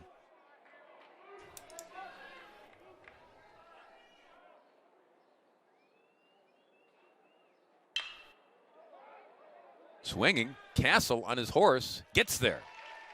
Side retired. 1-2-3 frame for the second time today for Valentine. Nothing across. Stretch him out time here in Cedar Rapids. 7-0 our score. Stretched him out here in Cedar Rapids. And now it's time for the bottom of the 7th inning. Marietta in control here of Game 1, leading at 7-0. Nick Marini on for his second inning. He's a tall drink of water, too, at 6'4". But he recorded 3 quick outs in the 6th. He'll try to do the same and give his team a chance to come back in the last 2 innings. Drew Holderbach will kick things off. Number 3 hitter, Wittmeyer to follow, and then Carson the left fielder. Holdenbach 2 for 3 today, scored a couple runs. Drove in the first run of the game with a 2-out double in the 3rd. Goes down to get that one. Grounds it to Watson at short. Pulls Burton off the bag, but he makes the tag. 1 away. Nice play by Burton to bail out his shortstop, Watson. And now Wittmeyer, the catcher. By the way, did you read, Bill, that Tim Kirchin of ESPN Baseball, did you read the tie-in with his brother in Catholic baseball? No, I did not. Okay. Well, I'm not going to steal Tim's thunder because he is Tim Kirchin. Is he stopping by the broadcast? I don't know. Oh. I don't think he's here, but it's an excellent article. His brother is battling ALS and played baseball back in the day for Catholic. And so, again, just go to Tim's article at ESPN.com, and he lays it all out, and it's been just tremendous outpouring of support to him and his family and his brother, and has really helped bond this Catholic team as well. Well, Tim Kirkson is a wonderful representative of the game and one of the better baseball writers in the land. He's now become a TV personality at ESPN, as you say, but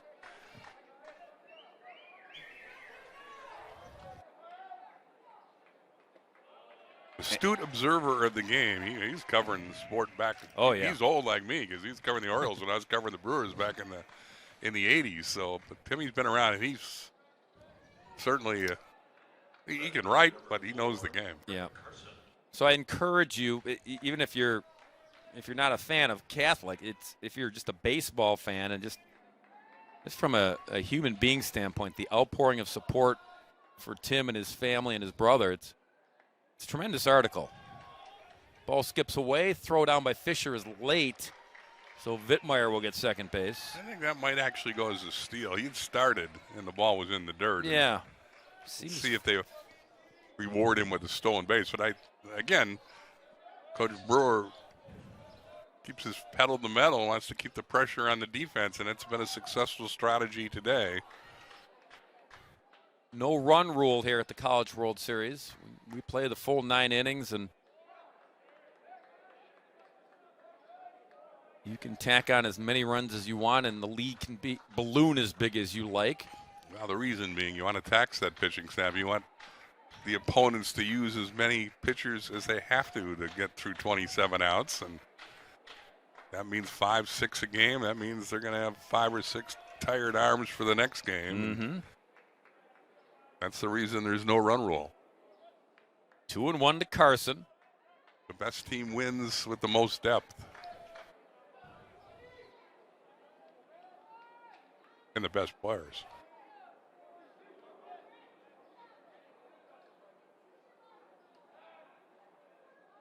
Keeping an eye on the runner, Vittmeyer, who doesn't stray far.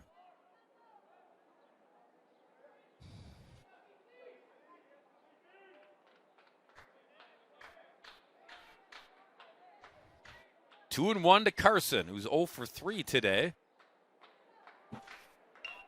Has to drop down the bunt, but pushes it foul. And I don't think that was called by the coach. I think Carson was bunting for a base hit.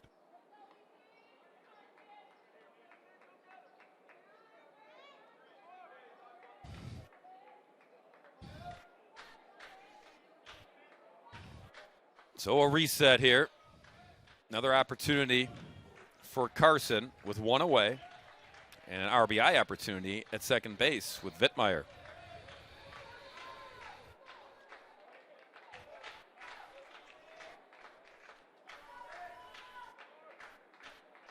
Two pitch on the way from Marini, and that one's smothered by Fisher. Count goes full. Marietta, one of 2 teams out of the Ohio Athletic Conference in this tournament. We'll see Baldwin Wallace later today, scheduled to play Eastern Connecticut at 4:30. But obviously that was a pretty strong conference this year. Baldwin Wallace finished 3rd. Marietta won the OAC. It's a foul ball. Fisher didn't think so. No, Fisher didn't think so. And the infield's looking around saying, why don't we get the out there? But plate umpire Griffin signaled foul ball right away. And I think we could get our first challenge. Ross Natoli coming out to say, you sure? Here's the replay.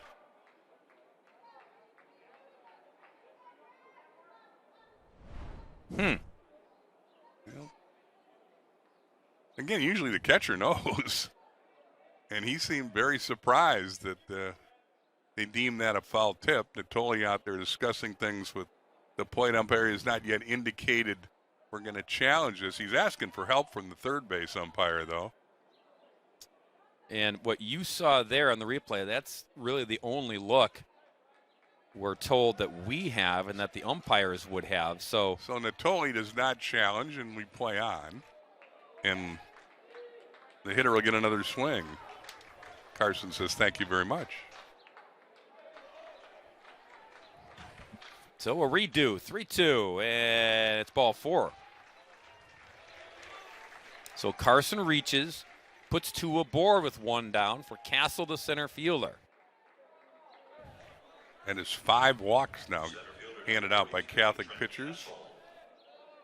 The 3 in the inning before this all came around to score. Both Holdenbach at second, Vittmeyer at second, and Carson at first are on by way of the free pass as well. Trent had the 2-run triple in the 5th inning.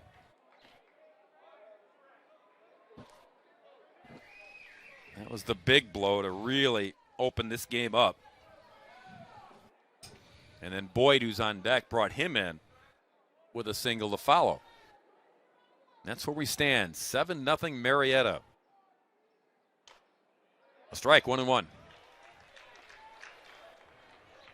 The wind has picked up as the day has gone along. It's now blowing out to right field.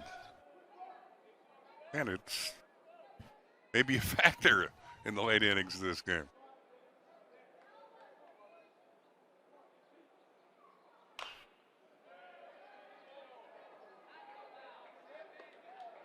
Yes, actually started out this morning before the first pitch. It was kind of sultry. The humidity was higher. It was sun was shining. It was warm, but again, no wind. And then by game time, the humidity dropped. Very pleasant, and now the wind starting to pick up. Foul territory. Burton looking for room and has it in front of the padding and the fence for the grab for out number 2. Showed you earlier, there's a lot of room there. You got to deal with the mound. He didn't have to get into the bullpen too much, but a nice play by Burton, who went a long way to make that catch against the netting down the line and get a big second out for the reliever Marini. Here's Boyd, the designated hitter. Pair of singles and a run driven in for Zach Boyd. Came in tight, 1-0.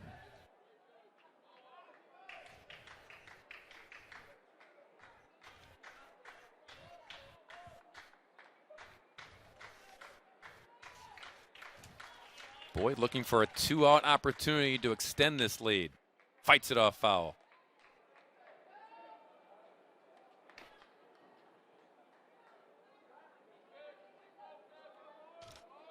Richter would be next if Boyd can find a way to get on.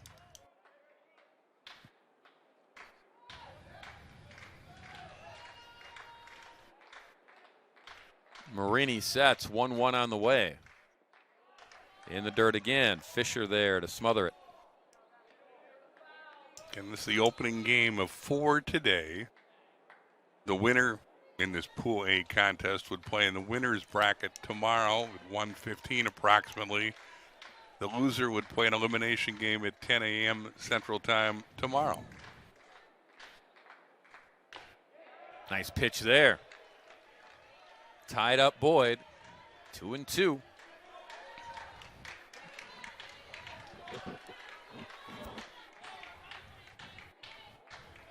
Runners with their leads at first and second. Marini. Count goes full, and now those runners will be on the move.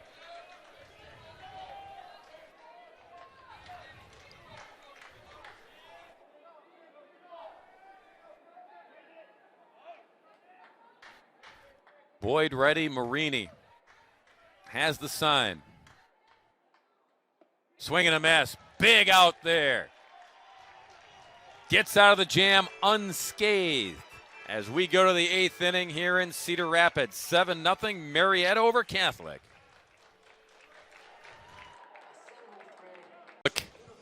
Here at Cedar Rapids at the Division III Baseball Championships. You ever pilot one of those drones there, Bill? Ever try it? I never have. Okay. They're difficult. I speak from experience. Now, Alec, I'm told he's only crashed it once, which that impresses me.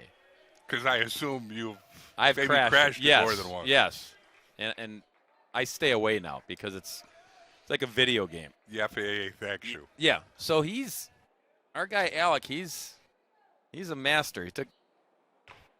You learn from a crash. I learned to never try doing it again. I've learned a lot about Cedar Rapids because usually all I do is go from here to the hotel and back. See? I've got to see places that I hadn't seen before. We can always see the Quaker Oats sign Well, we from can there. at night, yeah. But our thanks to the host city once again. They'll be back here again in 2023. As Fisher leads off the 8th inning. Getting late here for the Cardinals. Just 2 base hits. Oh, there's our guy. See, we don't need a drone for that. Or the lights at night. Seamus and the crew. Apparently Quaker Oats is there 24/7. Yeah. This is headquarters for Quaker Oats. I could smell the oatmeal being made last night. Seriously. Yeah, I agree. Or the cereal bars or whatever it was, but it was a lovely aroma. I prefer when the chocolate oatmeal is being made. Yes. Fisher caught looking at strike 3. Valentine just continues to deal there. Even though he's got a 7-run lead, he is in control with his seventh punch out of the morning. He's had one prior complete game, and you can see he still looks pretty strong here in the 8th inning. In records that latest punch out. Believe he's over 80 pitches.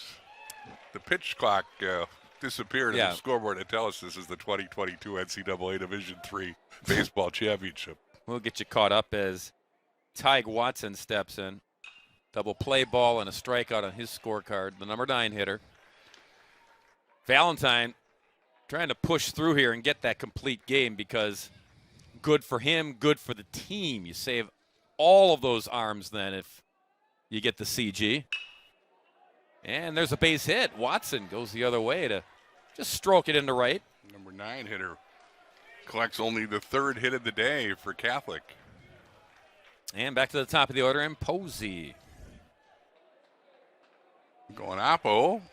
Piece of hitting by Watson. They hit the hole between first and second. He's aboard with 1 out.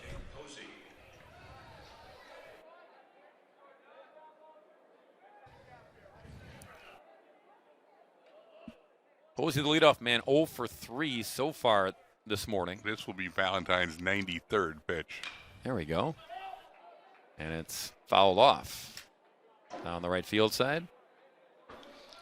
Marietta, by the way, has one of the best closers in the country in Sam Matthews, who's 5-0 with 13 saves. He's got an ERA of 131 and 69 strikeouts in 75 innings. So if they need a save, and it doesn't look like they'll be in a save situation today, they've got a premier reliever in Matthews. Yeah, he was named the OAC Pitcher of the Year for the 2nd straight season. Yep. Dominating performance once again. And in fact, they're starting to stir a tad in the bullpen for Marietta right now.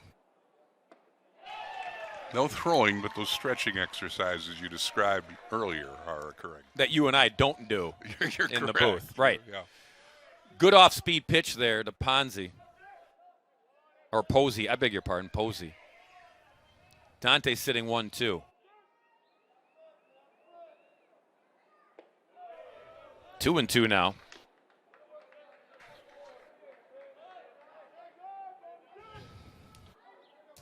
Brian Cashman went to Catholic. I saw that.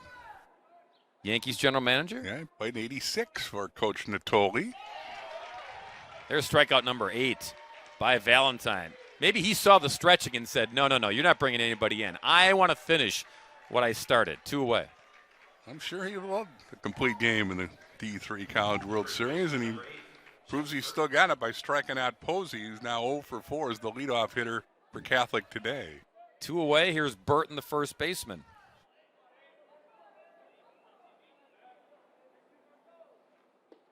And I mentioned to you this morning, Wally Pipp is a Catholic alum, played baseball. And if you know baseball, you know who Wally Pipp is. Yeah. And if you don't, there's the Google machine. But come on. He's the fellow that preceded Lou Gehrig, Yes. first base for the Yankees, and never got his job back. Remember, guys? Yeah. That is, if you don't have a Google machine, we should communicate that. Bill's the Google machine in our booth, yes. 2-0 to Burton. I've got other famous alums for you from Catholic, but I figured it's too late in the game here. I've got to save them for tomorrow. Save him for tomorrow, yeah. But Brian Cashman is one of them. Yep.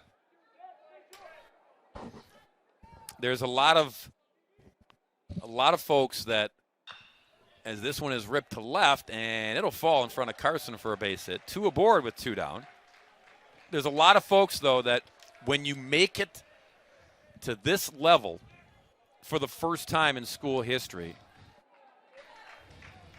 the alums come out, and they are proud to represent because this is meaningful. As we said earlier, as you see a little more bullpen action going on. Yeah, they are no longer Marietta. stretching. They're now throwing. And we're going to have a visit. And they're going to allow that reliever to get loose.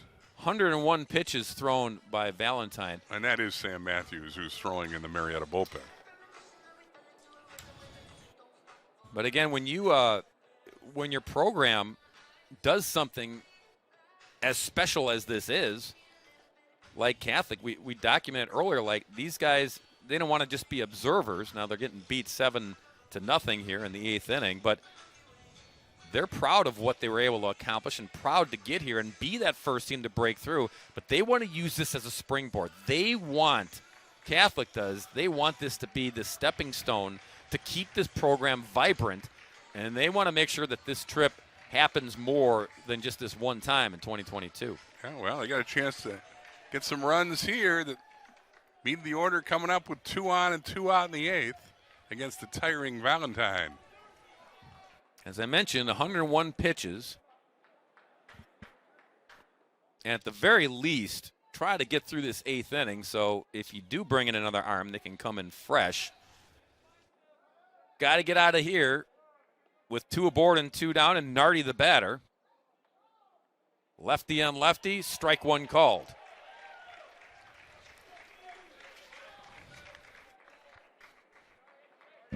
So the meeting was to take the pulse of Valentine, see where he was, and they'll let him try to get out of this inning. To short, Wilkinson will get there and get out of the inning. Nothing across for Catholic University in the top of the 8th inning. Marietta stays in control, leading 7-0.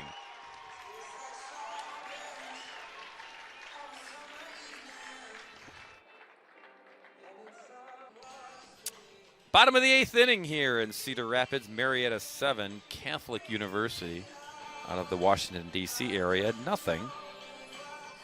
Marini will continue here, try to get these last 3 outs, and then hope for a ginormous comeback in the top of the 9th inning. Marietta just 3 outs away, however, of punching their ticket into round 2 in the winner's bracket here in Pool A. Marini's done a nice job, though. Had the 2 walks last inning and then pitched out of trouble. He starts his 3rd frame on the hill. I don't think Valentine's going to get his chance for the complete game as Matthews continues to be atop the mound in the bullpen. That ball hit Boyd or Richter to lead off the 8th. And so he's aboard, and now Wilkinson will be the batter. Yeah, I think you're right, Bill. That up and over 100 pitches, gotten a little jam there, able to get out of it, but some signs there of perhaps tiring, so they let him finish up that 8th inning. Maybe some pats on the back in the dugout, and you have the ball to another pioneer to get those final 3 outs. We shall see. Meantime, Wilkinson, an RBI double in 3 trips back in the 4th inning. And Matthews not afraid of the workload. He's appeared 27 times in 48 games, so he can pitch back to back to back if necessary.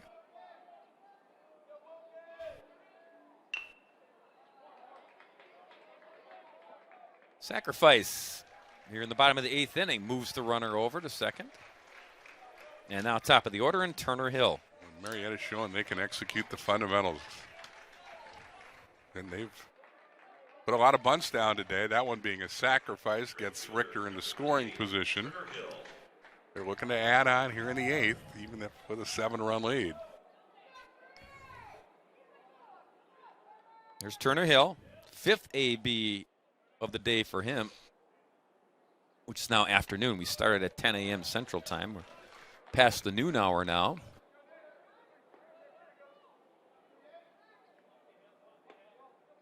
Oh, 0-1 to Hill.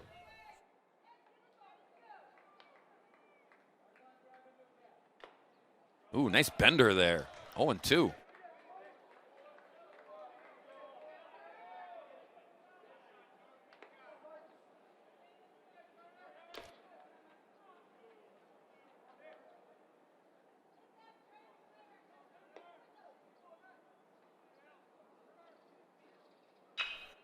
Launch to right, but Nardi is right there. 2 away. And Yenzi will be the batter. He'll hit the ball well, but right at the right fielder. There is bullpen activity for Catholic. Should Marini find trouble.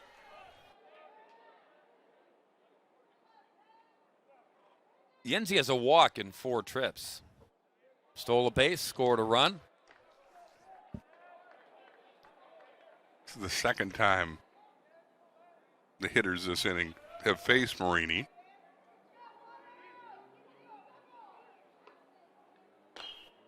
Ooh, took a big cut and fouled it off. Yeah, I think Yenzi was trying to hit that plane behind the outfield wall.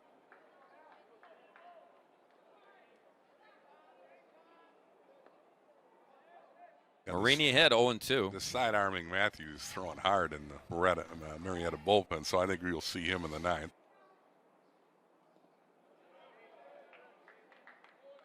1-2 to Damian.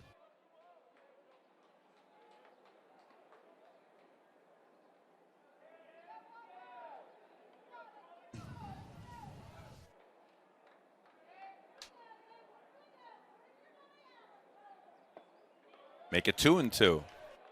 Marini has tossed 44 pitches now. Third pitcher of the day for the Cardinals. Facing Yenzi with a man at second and 2 away.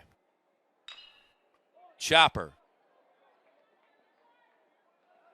And got the out. Foot on the bag. Burton able to keep a toe on it to record the outside. I think we're going to get a challenge here. Yeah.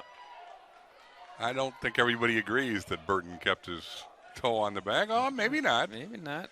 If it were a closer game, I think we'd get a challenge, but Brian Brewer decides not to. Matthews has already come out of the bullpen. Good call. So, the 8th inning now officially in the books. We head to the 9th, 7-0 Marietta.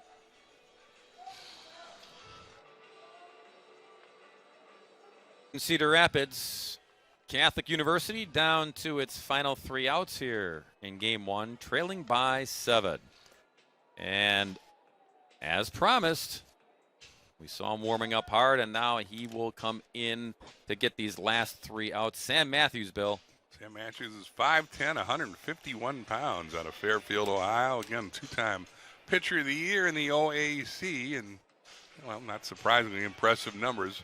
5-0 with a 131 ERA, 13 saves on the year. He's thrown 75 1/3 innings, allowed 44 hits, 11 earned runs, walked but 8 in those 75 1/3 innings, struck out 69, and opponents have hit but 167 against this side armor. Whew. Yeah, just watching him warm up, if you don't know, you can see he is all herky-jerky, sidearm coming at you from all different arm slots. And those different arm slots have befuddled hitters in the OAC for the last 2 seasons. Boy, I'll say, Giambetti, the DH, will get his first crack at Matthews. Strike 1. And Giambetti steps out of the box shaking his head like, boy, I haven't seen that. Last year he won the Kent Tekulve Pitcher of the Year award by going 8-3 with 8 saves and had a 1.43 ERA. Well, he almost pitches like Tekulve did, right? Yep. It's appropriate. Yeah, low arm slot to be sure. 1-1 on the way. Giambetti fights it off. Yeah, he's tough on right-handers. You can see that.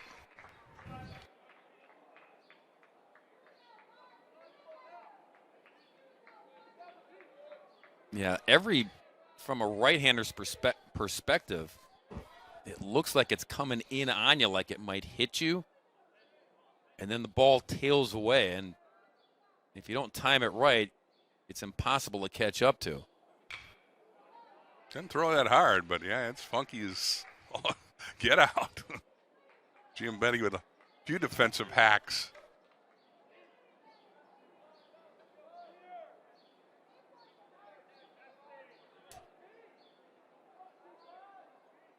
The 1-2. And Giambetti getting some licks in there. Trying to get some good looks to measure one. Get things started here in the 9th inning. Just 4 base hits given up by Valentine in his 8 innings of work.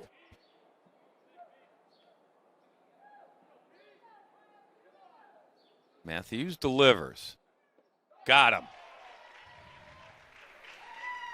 Throw down to complete it. And there's one away in the 9th. Osorio the batter. 9th time a Catholic hitter is struck out today. Valentine was good, and we've talked here about Matthews, but Valentine, pitching story of the day for sure. 8 innings and the 4 hits, 8 strikeouts. Walked a couple, hit a batter, but he was good and kept these hitters off balance, and now Matthews coming in to show his stuff in the 9th.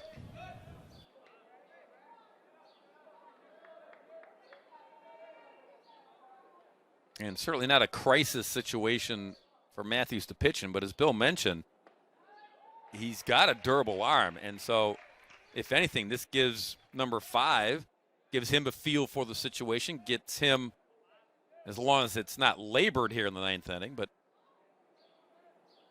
he gets to loosen up. And if they need him again tomorrow, they need him again tomorrow. He'll be ready, as he has proven.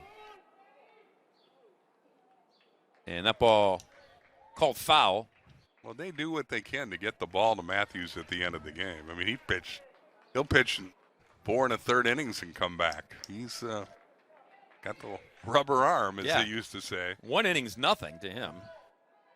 Got a nice slider. He might hit 85, it looks like, just without a gun here. Got a career record 30 saves at Marietta.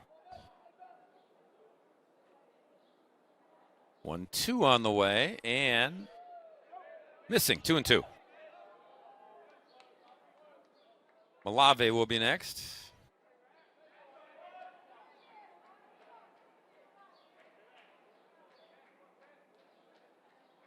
Matthews ready.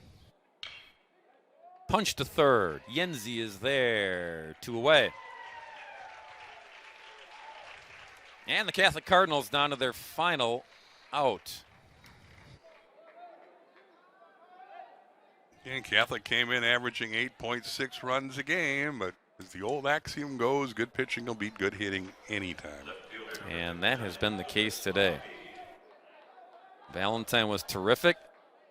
The bats were opportunistic, especially in the 2-out clutch category against Catholic. Malave lays off for ball 1.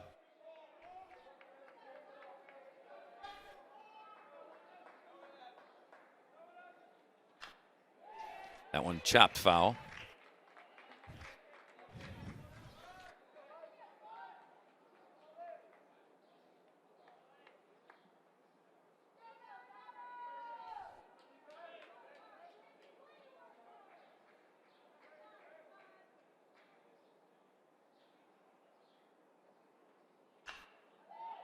Into the seats, foul.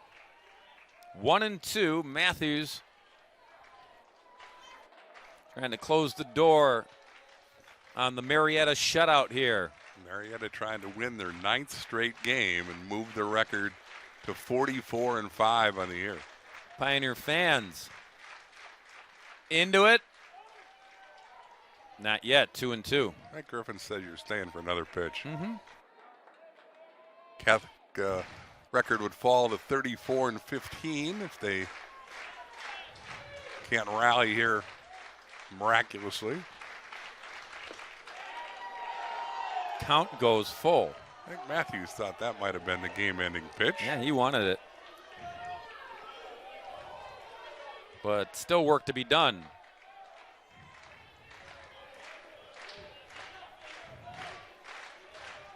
Sam takes a moment.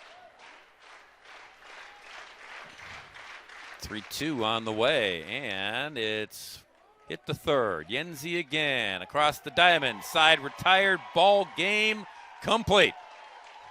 And the shutout complete by Marietta, who wins game 1 7-0. Timely hitting is a story. Logan Wittmeyer drives in a couple extra base hits with 2 outs for the 3-run 3rd inning. Marietta adds 3 in the 5th. Big triple there by Trent Castle. And they add on a run in the fourth inning behind the pitching of Valentine, who is awfully good. Throws a 4-hitter. Matthews comes in to finishes up. Marietta keeps rolling and very much looks like the top seed in the tournament with a 7-0 win. That'll do it for game one. For my partner Bill Brophy and our entire crew in Cedar Rapids, Bob Brainerd saying so long for now. Once again, the final score, Marietta 7, Catholic nothing.